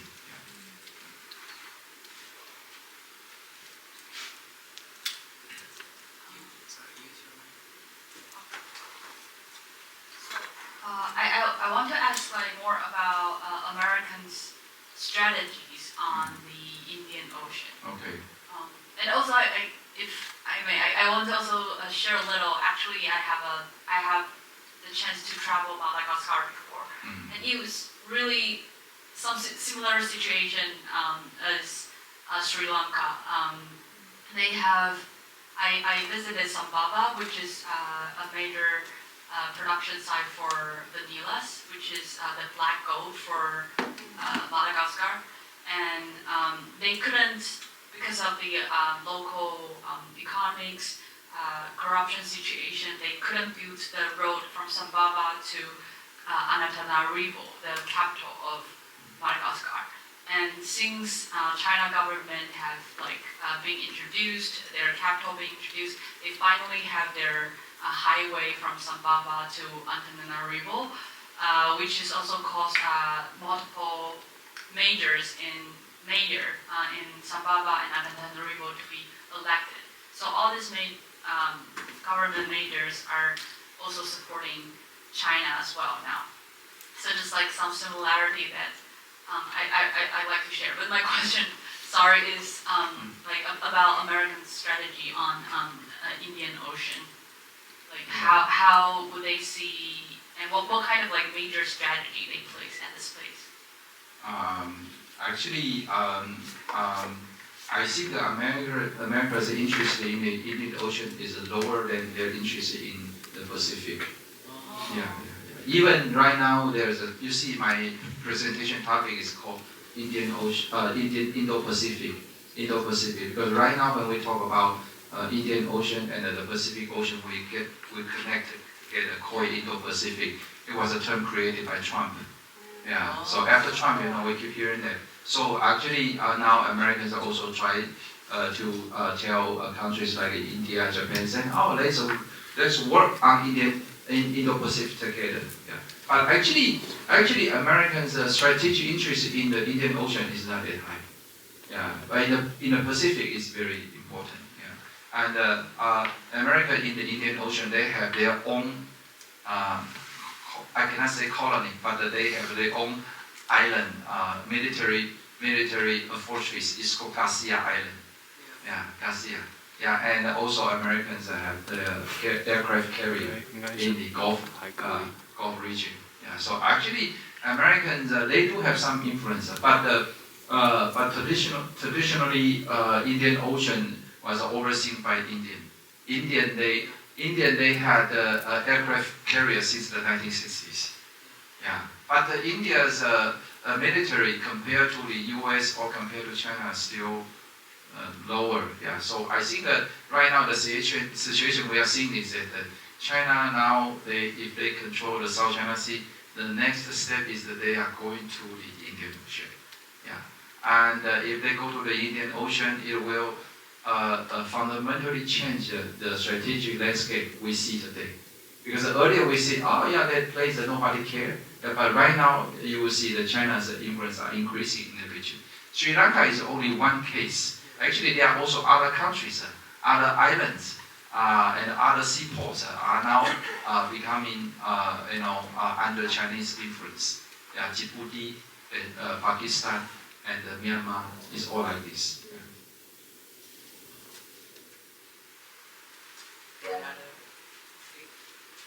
Yeah, sure. Yeah, sure. When you go. Just a quick question. I wonder, do you know if there's any activist group in Sri Lanka sort of like aware of this political situation and or artists or activists who are working in this area in defending their city? Very weak, very weak. They had. Yeah, actually there's another case in South Sri Lanka. It's a seaport called Hambantota. Hambantota, yeah. And Hambantota first, Sri Lanka government want to build a seaport. They had no money, so they borrowed a lot of money from China. So after 10 years, the seaport was complete, and then Sri Lanka government started running the seaport, but they didn't earn any money.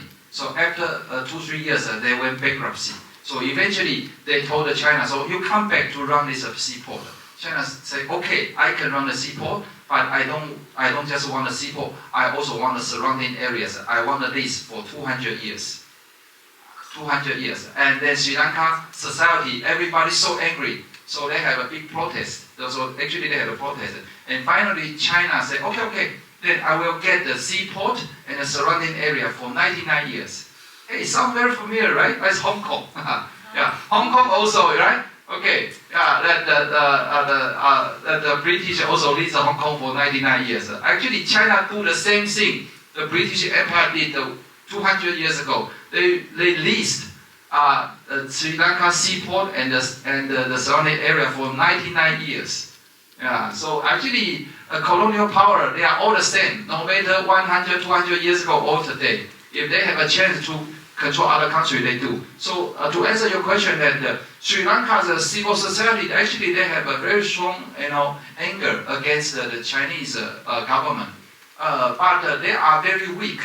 They are very weak compared to some other societies. What they could really do is to reduce the lease date from 200 years to 99 years. But they could not really expel Chinese out. Very sad. Yeah, that's the situation. Thank you. You mean weak by their ethnicity, cultural traits, the people, their personality is kind of. Yeah. Sri Lanka, their monks are very powerful. Yeah, this is a Buddhist society, and their monks, their Buddhist groups. Yeah, they are very, very powerful. Yeah. Okay, thanks for sharing. So we're just continuing, moving on to the next one. the next panelist. So we're welcoming Yuping online with us. Yuping, are you there? Maybe you could turn on your microphone. Hi everyone. Hello. Yeah, we can hear you. So yeah, you can really start. Okay, good afternoon, I'm Yuping, and thank you for inviting me to join this workshop. I also have, I got this invitation like 1 week ago, and I was just so excited, but then David, right? Yeah, David, that's okay. And told me that I have to present in English, and I was, oh, is it too late to say no? But I'm sorry that because this is the last week of this semester, I was involved with a lot of things, so I only present a Chinese version of my PowerPoint. And I'm sorry for that, but I think I can try to explain that in English. I'm an anthropologist, and I study Austronesian society both in Taiwan and the Hu tribe, and also in Pacific Island in Palau. Recently, I focused on the issue of indigenous knowledge and governance. So today I'm gonna present. It's not really academic case. I'm sorry, because I figured out what should I say. But I just present a very recent issue about ocean governance. And from the native point of view, please, next please.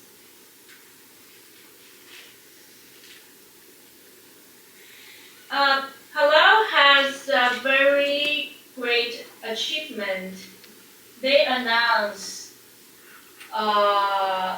one of the largest marine protected area, in 2020.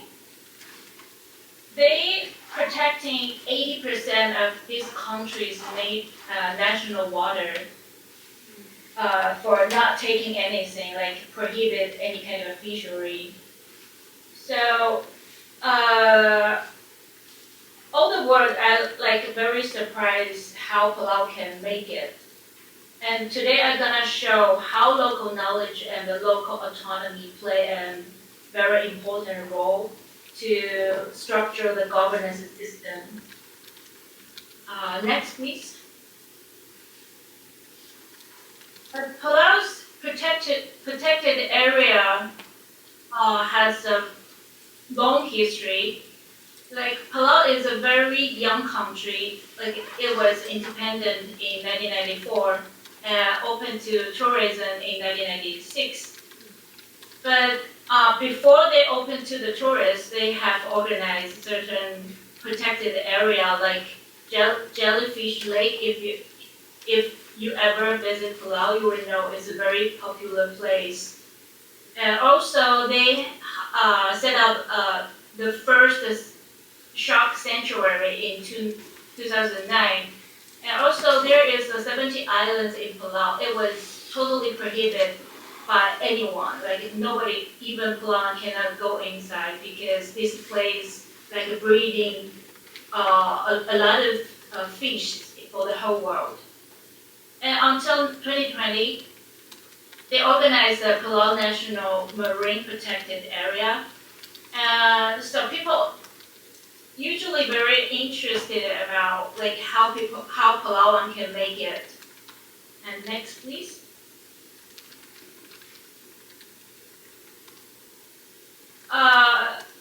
This is some narration about how people like get surprised about that. Okay. And next, please.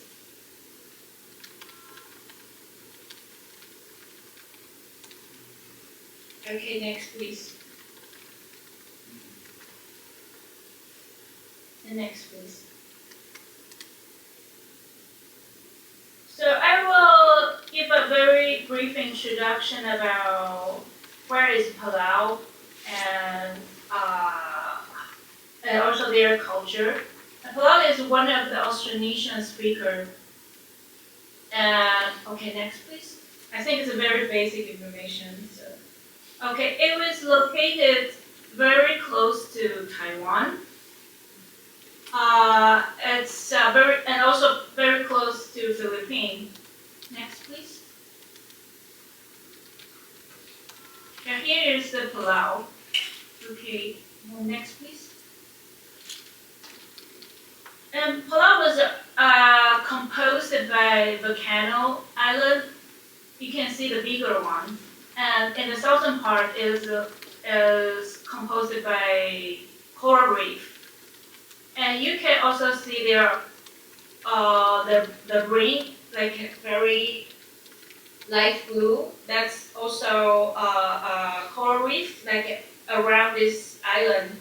So when the wave comes to this island, it was protected by this coral reef. So inside of this coral reef, it's like a big swimming pool. So it's a very famous diving spot in the whole world. Okay, next please. So it's a very brief history about Palau.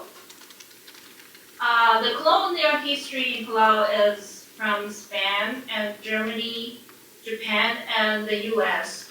So Taiwan and Palau share the same colonial experience under the Japanese administration. And the population in Palau is like 20,000. It never increased. I don't know why. And their economy achievement, well, we can see here their GDP per capita is 14,000 US dollars. It looks like not very good, but among the Micronesia, they have a very good economic achievement. And we can see it was independent in 1994. And all this political structure was actually built up by the US. So the old political system are the same. So you can see this is a small island, but they divide it into 16 states. So they have a federal states, and also each state has their own state constitute. Next, please. So I want to explain how they organize their protected area. Well, before 1980s, each state has their own special species. So when I was in Palau in 2007, I was invited by my friend to visit different states. They will say, "But come over. This is a season we can open for picking up the trochus. It's a kind of small shell. You can cook it and you can make it as a decoration." And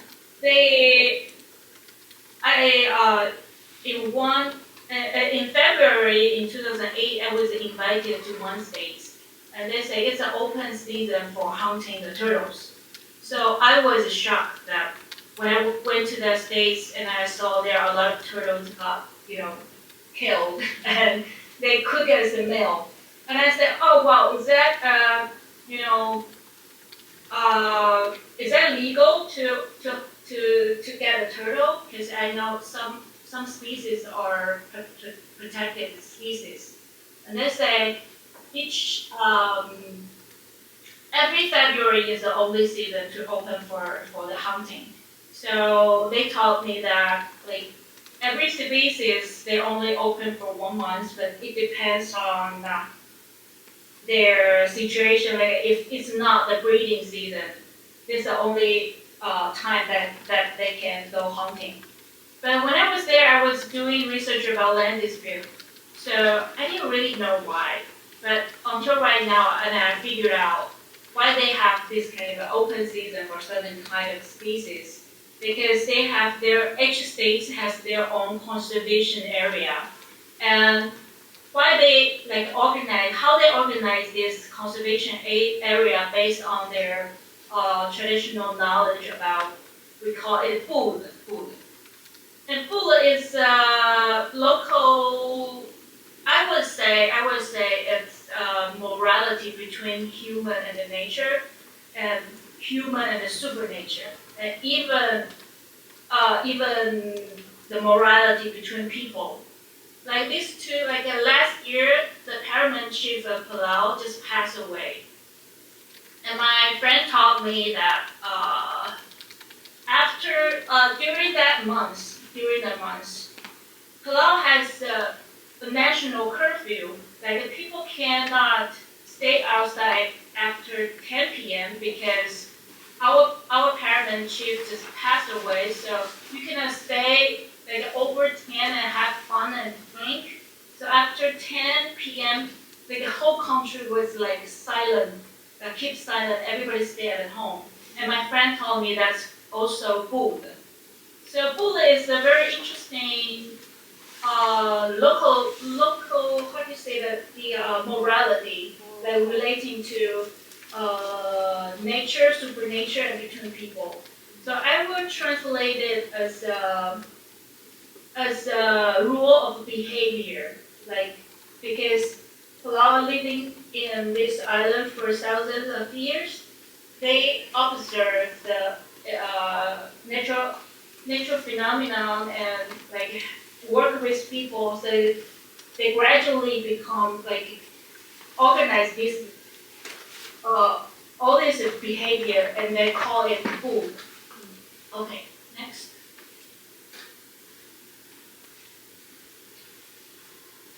So when we say this conservation protected area, they based on the regulation of food to set up their conservation area. So it's based on the states. Okay, next.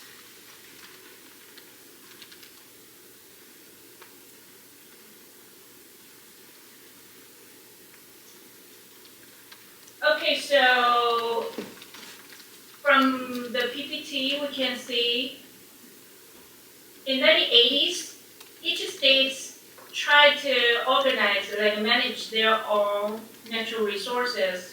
Until 1990s, every state, they have their own marine protected area, and they use food that also from the states, how do you say that, the states constitute to combine as a conservation area. So they're based on two kinds of concepts, is traditional knowledge and also the 成文法要怎么讲？就是现代法律modern regulation. Okay, next.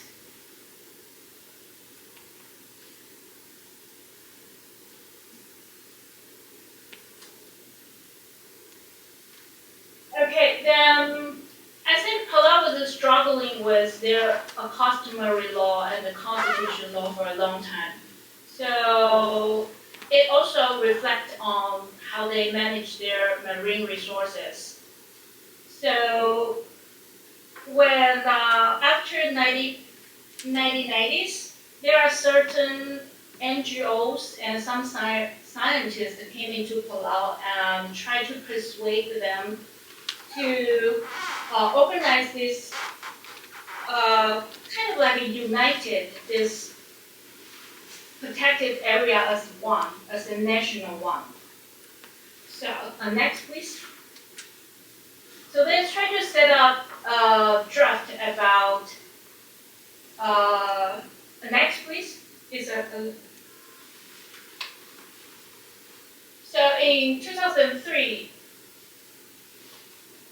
Palau has set up this protected area network, try to unite all these states protected area as one. But the scientific, from like the foreign scientific, and also the NGO try to in this decision-making hierarchy. So when it was set up from 2003 to 2008, no one wanted to join this protected area network because they can get money. The state government cannot get money, and also they cannot make a decision about the whole plan. So for the whole 5 years, there's no one want to join it. Okay, next please. And then they figured out like why people don't want to join this network. They try to change their organizing system. They try to return the power into the state government, and also they allowed the state government to try to take green fee from the tourists. Like each one visit this place, you have to pay $15 US. So the state government has the funding to organize all these protected areas affairs. So after 2009, when the power, decision-making power, and returned to the local government, and also they got enough funding. So all this network got connected after 2009. Okay. Next, please. So after this reformulate, Palau has formulated this multiple layer of organization to formulate their marine protected area.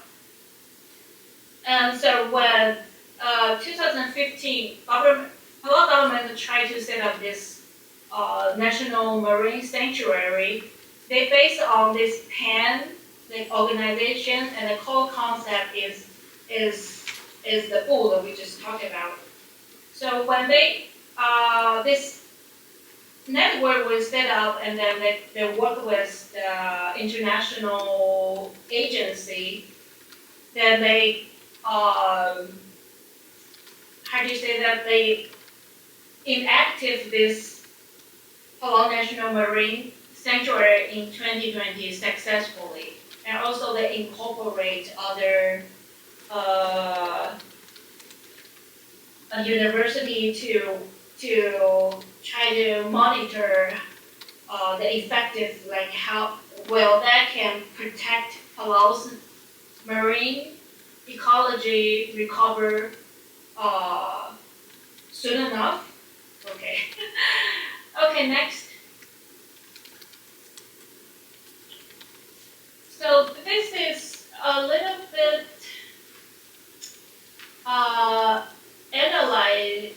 analytical framework. Like this is the framework like before PAN was applied to Palau.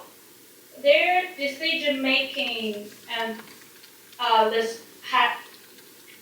the decision making has a hierarchical orders. Okay, next. After PAN was get involved, this decision-making chart become more, we say equal. Like different kind of stakeholders can put in their opinion and to organize to the organization running, and also they can formulate their own code and regulation. Okay, next.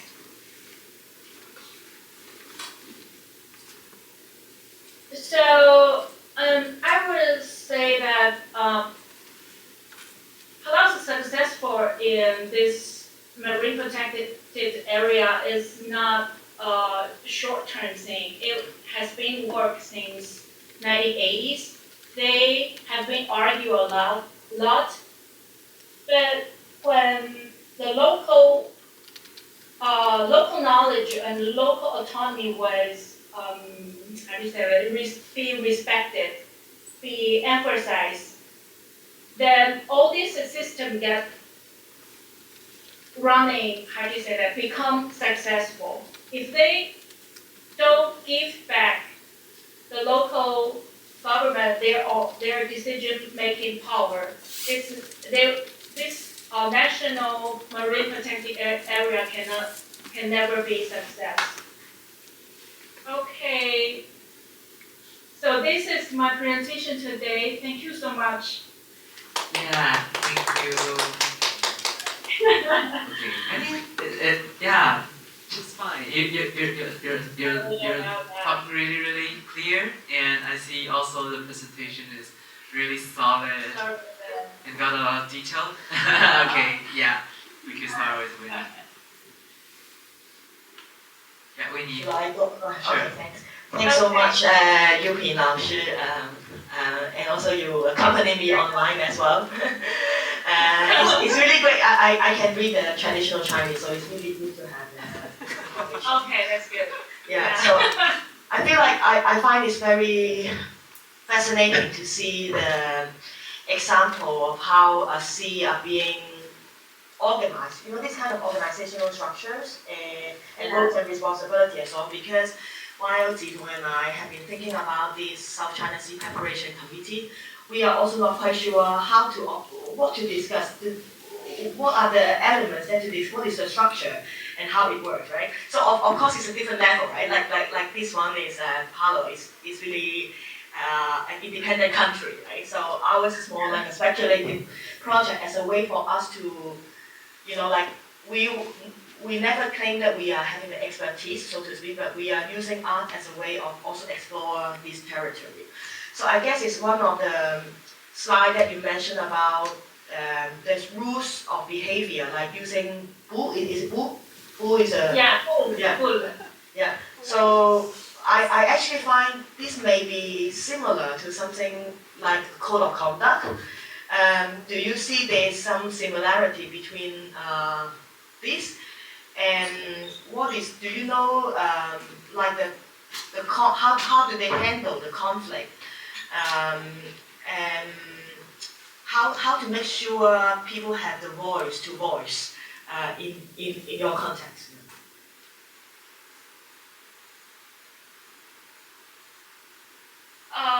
Let me clarify.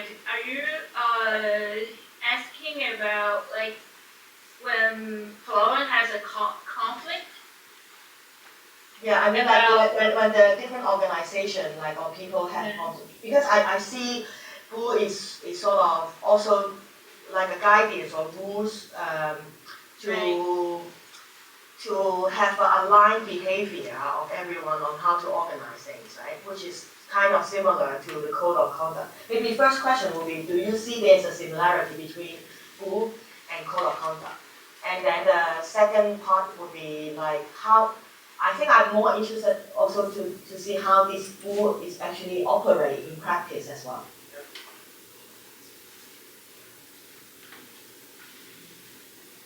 Oh, you mean is the rule is still practicing in Palau right now? Yeah, or how it work in practice, or how do they handle like different voices of people when they have different ideas about how to manage natural resources, for example.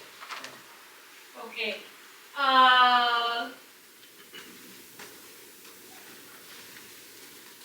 It's a very interesting question. Like I can only share my own experience. Like one time when I was in Palau and my money got stolen, I got so angry. So I talked to my good friend and said, what can I do? Because I obviously know who stole my money. And can I just like go directly to argue with him, or what should I do? And my friend told me that the way that people like in Palau, how they resolve this conflict is to try to avoid this person. Like avoid him for a month. Like if you are co-workers, like whenever you meet each other, don't look at his eyes. And try to avoid him anyway until this person figured out what's wrong. And the person might think it's why this person avoid me anytime. Then he has to ask around. He cannot ask him directly. He has to ask around his friend. What happened? Why this person try to avoid me? And then after he figured out the reason, and he will use a reasonable way to compensate for this person, and then never speak up, like never say the reason directly. So, and I found my friend, the kids from my friend, kids of my friend stole my money. So I think they figured out, and I tried to avoid this person for a long time. So then he figured out, like he's a child, my stole my money. So one day he invited me to a very expensive restaurant, but we never speak about these things. Then like try to reconcile the conflicts and then become friends again. So that's the one thing, like the conflicts between people. And as for the public affairs, it's seldom to see like people that fight in the public area. I think they use a lot of negotiation skills and try to persuade another person to change their behavior, change their decision. And the other solution is Palau is a hierarchical society.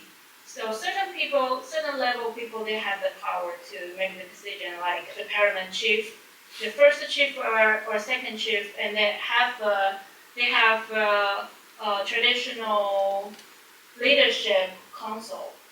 And this council, their status is equal to 国会 Congress. Yeah.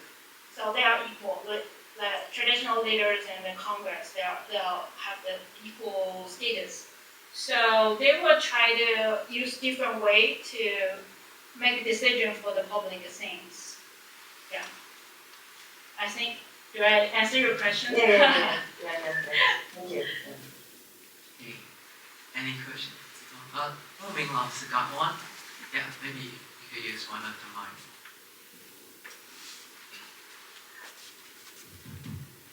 My question is very simple. That is, we know a lot of the Pacific island states now they are facing this problem of global warming.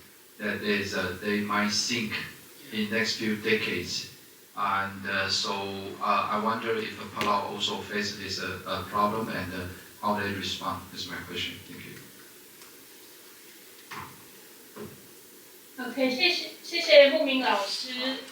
I think global warming is for Palau is a visual one because in 1998, all the coral become like bleach, become white. It's because of global warming, so a lot of coral die, and so that's why they try to have this PAN regulation, try to unite all this protected area as one, as a national one, and also try to incorporate some scientific knowledge to monitor what's going on in Palau. So I think it's so PAN and this national marine area is the one thing that they try to do. Yeah. So they were I mean they put more effort in this environmental protected area. And it's not only about the marine, they also, because there are certain wetland inside of the Palau. So they try to organize this wetland and forest to become another kind of protected area as well. So they put in a lot of effort in their environmental work. Yes. I got my question. So okay. Sorry. Hi, Yuping 老师. I got a question for you. Like, because you're as an anthropologist, I'm more curious about like the material or like the resources. Like, because you show a really delicate and like very deep observation about how Palau people to deal with their group like regional issues, and also I kind of like realized, because it looks like there's a lot, how to say, like ups and downs. Like sometimes they gather together into a more bigger group and they have more like bigger consensus, but sometimes they separate into like different local communities. Like, so I think there's a lot of strategy goes on there, and I'm more curious about how do you do your research, like field work there, and like who is the people that you met? Like, what's their identity? They're government people there, or like they're just like working their own business there? What's their like job or identity there? So I'm more curious about the target people that you met there. Okay. It's a really interesting question. Like when I went to Palau, I have to work, like become affiliated with the institute, because nobody knows you and like a foreigner, so there should be a host for you.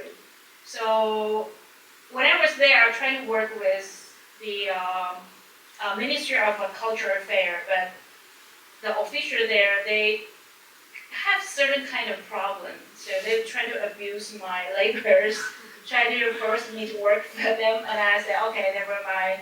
I will try to change to another institute. So then I end up to work with the Palau National Museum. So they become my host. And Taiwan has a good relationship with Palau. And then one day I met Taiwan's ambassador there, and he introduced me to a high-ranking chief. It's a female chief. And so then this female chief think I can work with her, so then she invited me to live in her house. Then I become a very awkward anthropologist, because usually anthropologists don't just live in a high-ranking people's family, because that block everything. Nobody wants to tell me anything, because they have some, tension between this high-ranking people and the common people. Yeah. So then I move out and keep work in the museum, so I have more flexibility to talk to different people. Yeah, that's my story. Okay, thank you. I think that's important. Thank you. Yeah. I have two questions. First is, you mentioned Palau have been colonized by multiple authorities. So how Yes. do people discuss upon the notion of decolonization? Do they think like they're decolonizing? Who are they decolonizing from? And like since they're independent, like after their independency, like how do they see independence, and do they have indigenous people? Which I mean, like in the concept of indigenous people, how do they interpret it? And my second question is, they also have some conflicts with Philippines on the Philippine Sea, and you've also mentioned about their PEN, the Protected Area Network, and also BU. And so how is the practice of BU and also PEN reflected on their negotiation with Philippine government when having maritime conflicts? Interesting. Okay. For the first question, well, actually, I'm not sure they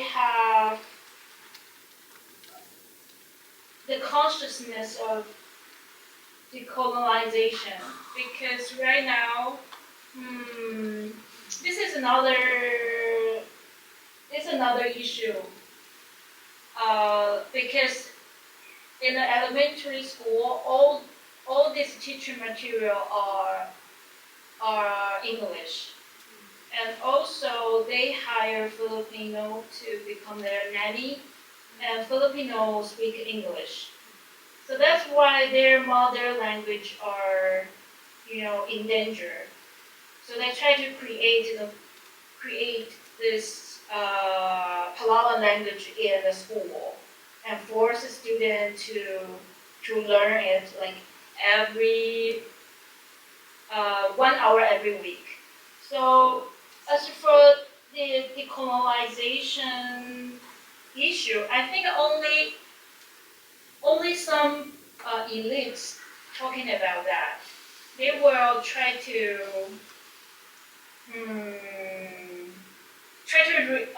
revitalization their customs and like navigation skill and some knowledge about planning tarots and any kind of like traditional knowledge. It's only very few group of people are working on this, but the big social environment, most Palawan are very Americanized.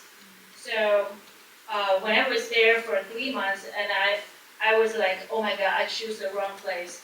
I am coming to an Americanized country.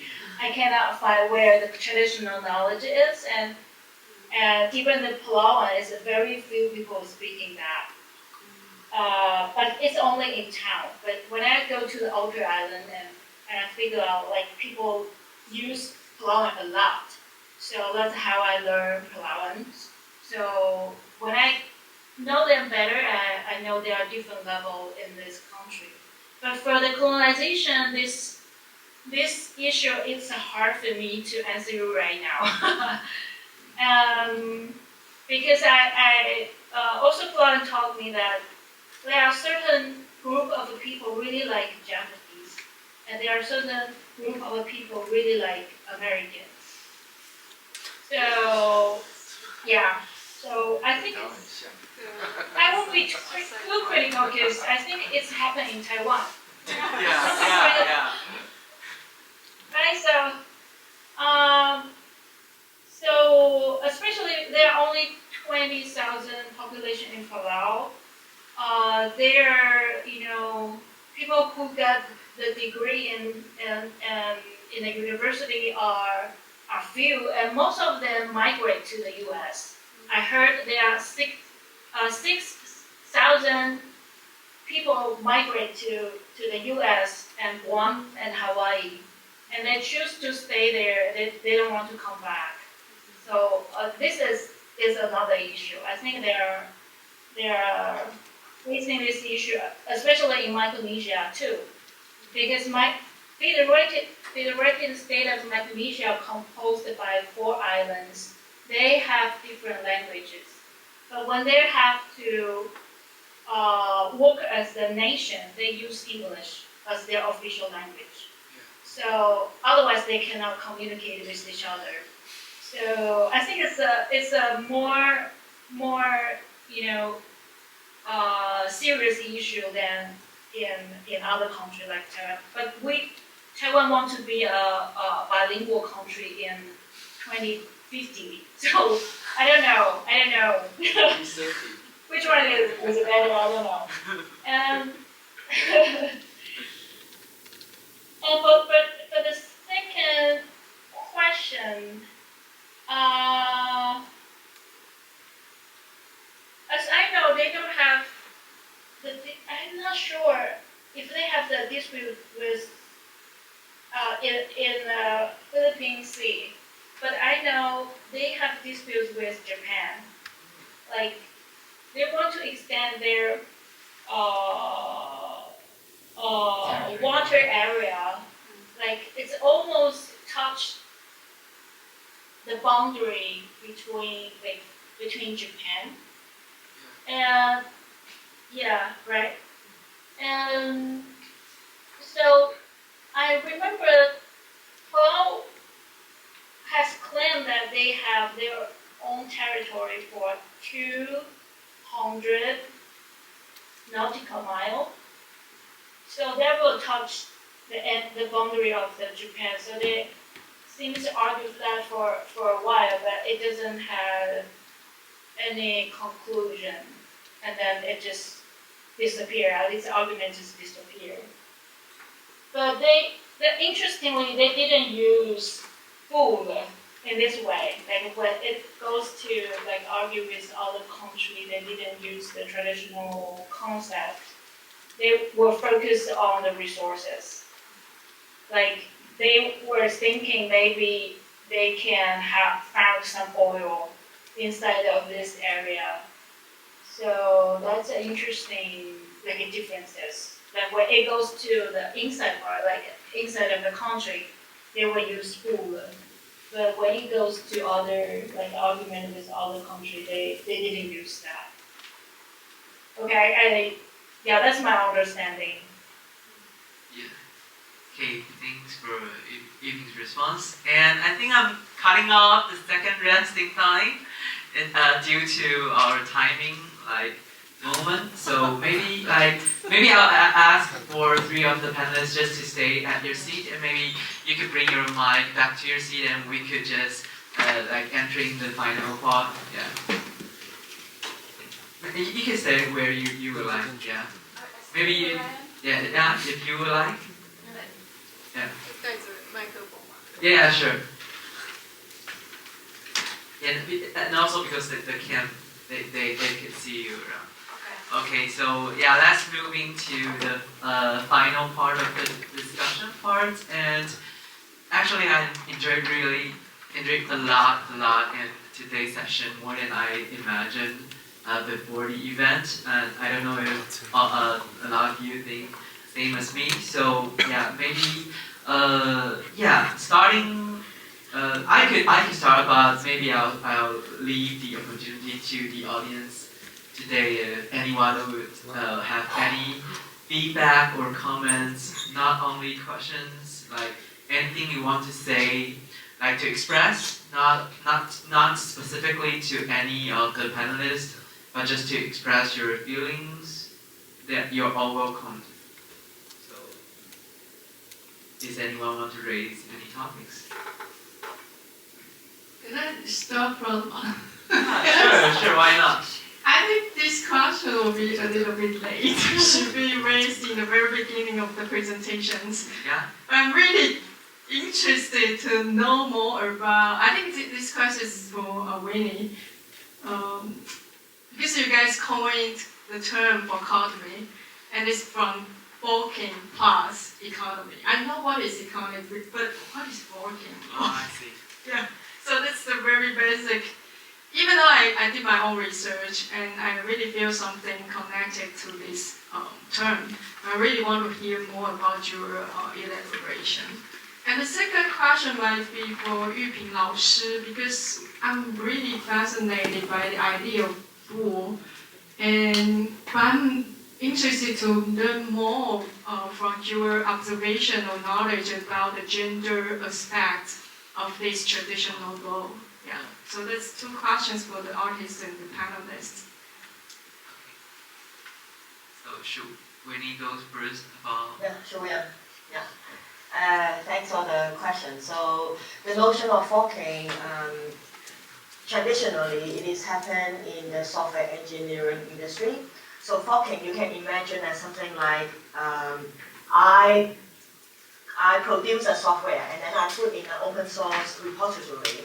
So and then other people can download it, not just only download it, but also make a copy, and then they can modify a version. So at the end, it's up to the new community to think about, should I merge it back to the original, or should I actually branch off to have another community? So forking is especially tied with free and open source culture, which is about not just only free beer, but it's about freedom.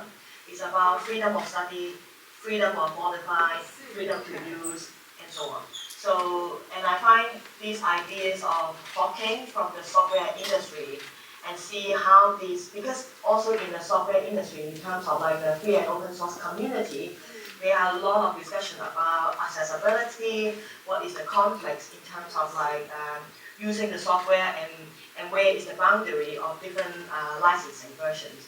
And how could we establish a good code of conduct as a way that people can use the software collectively and also ethically as well. So I find these ideas of forking and free and open source culture as a way for us to think about managing the sea, so to speak. And especially for the South China Sea, it's not just only, I mentioned, not just only have the economic value, but also military value, and also international world power as well. So in a way, combining this term for us is to think the project in a very different way. I think we need more elaboration in your introduction, I think. Because when you translate it into 岔经济, right? The 岔 here, it kind of derives different kind of connotation or implication from forking. So yeah, I think I really will be happy or glad to see you guys to produce another version of the introduction of your work. You guys really need to focus on this. Because I think, yeah, because I think the coding part, especially the performance you just demonstrate to us during your presentation is really beautiful. The code poetry, because I'm a literary person, so I'm really moved by that part. So that's one of my suggestions. Thank you. So maybe go to Yuping's about Pei Zhen's question. Okay, thanks for Pei Zhen 老师's question. That's an interesting question because Palau was known as a matrilineal society, but it's not a mirror image of a matrilineal society. I try to figure out, as a matrilineal society, their women also have like the power like men. When I was asking my informant, can I use like a gender equality like in to describe about Palau's culture? They taught me that we don't say gender equality. We say we work together because women usually like behind the men to support what they want to do. And I was a little bit depressed because I said, the matrilineal society has this kind of concept, but I think that she is trying to tell me equality is not always the concept that we can understand the gender relationship. But in Palau, from my observation, female do have how do you say like superior power than men, because it was written in law. Like whenever a family has to deal with the traditional affairs, the eldest woman in the family could make the decision. So it has a term, say, Orot is the title of this woman. So when the woman becomes Orot, she can make the decision for all these traditional affairs. So, and I try to figure out why women has so much power in Palau society. And I found that they contribute a lot of labors. And that really made me sad. And I said, okay, wow, but women's labor is very important in every situation, like in a festival, about preparing food, and about like a lot of like daily life's work. So I think I'm not sure they were useful to describe about this gender relationship, but maybe I will maybe when I go back to Palau, I'll try to ask, will you use pool to describe about the gender's relation? But from my observation now, it's women's power is a cultural value. Like older women have the power to make decisions, and also their labor, they contribute a lot of labor, so they got the highest status in this traditional affair. Yeah. That's it. Thank you. Thanks. Yeah, okay. I'm going to say something I don't know if fits well into this subject, because that I've been teaching in university for some time, and I wonder, here we also have other professors. I don't know how you feel when you teach in university, because that right now we found that the young students they are not that interested in attending the course, because they think they can learn more from outside, and so in classroom they are not that they don't pay much attention, and even if you give them assignment they don't read, and you force them to make a presentation, nobody listen. But I remember about a few years ago, it was just before I moved to India. I actually teach a course on ethnic conflict, and at the time I managed to find a venue, and then I decided to run an exhibition. So I choose 3 topics on refugees. One is Tibetan, and one is Kurdish people, Kurds, and the other is Rohingya. So I divide the students into 3 groups, and I say that I just teach them basic stuff, and then they will design their own exhibition. Yeah, it took them several weeks, and eventually it went so well. Because if you teach them, they don't listen, they don't care. But if you allow them to find, some way to present their own artwork, and they did very well, because they went out to find the knowledge from internet, from books, and then collect articles and collect photos, and eventually design their own art exhibition. And we did it in Taichung. Yeah. And so my feeling about today is that we should have more, exchange between artists and the scholars. Yeah, that is, you give us more inspiration of what we could teach better. Yeah, and if you need some, good idea, we could provide. That's mine. Really good to hear that. And I also think that you're mentioning about more participatory, that we are focusing on to make the students not only learn knowledge but also do by themselves, and to learn through actually attending in a certain project, which is I think really has the connection in that kind of Forkonomy, that kind of project, not only throwing out issues but also inviting the audience to engage in. They have to do their own movement inside that kind of project, and to decide their values and their standing points. So I think that's the reason why they're more engaging into this kind of learning process. I don't know. Is any of teachers want to echo on that? I don't know. I just observed that in the past decades, most of the exhibitions, the curative ideas are more theoretical oriented.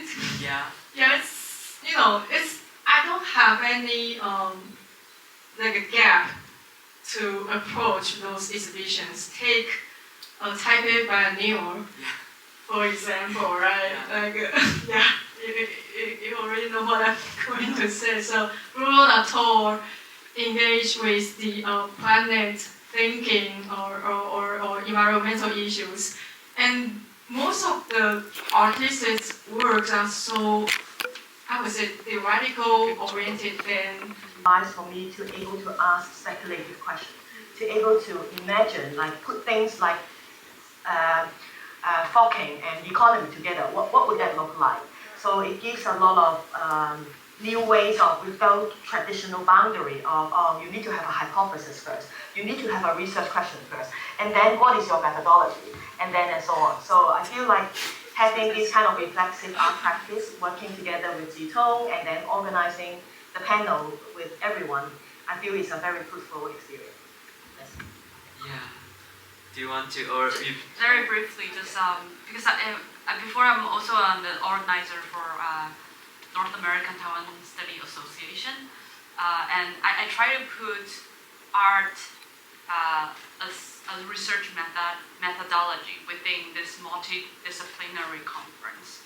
I think like among Taiwan's academic studies, art as a research method was like last being discussed, and this is quite important. One of the way of thinking things. So that could be like one of the potential in like how we produce knowledge. Is there anything you would like to add? You Oh yes, yeah. Can you hear me? Yes. Okay. I just want to share a little bit thought. Like the first time I saw Zitong and Winnie's documents about the exhibition and your narration about the idea you want to present. And I feel like so interesting because all these keywords I'm so familiar with. That the way you compose it and organize it is really blow up my mind. I went, oh wow, I didn't have the thought that all these things can be presented in another way. So I think I was educated in Taiwan, so I think combined academic work and art is really unfamiliar for me. So it's the first time I attended. I really like it, and I think it made my life more interesting because all this methodology and all the process of to write these articles really, become formulated. I'm afraid that I will lose my creativity someday. So it's I'm really grateful that I'm joining you today. Thank you.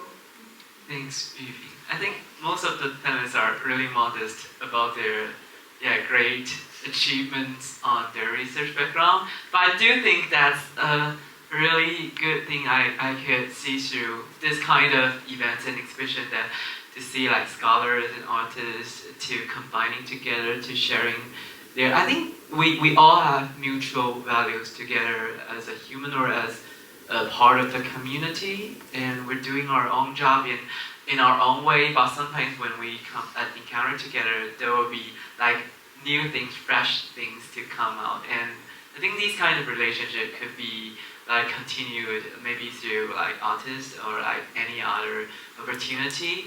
And I don't think we have much time, so maybe we'll wrap it up the event here.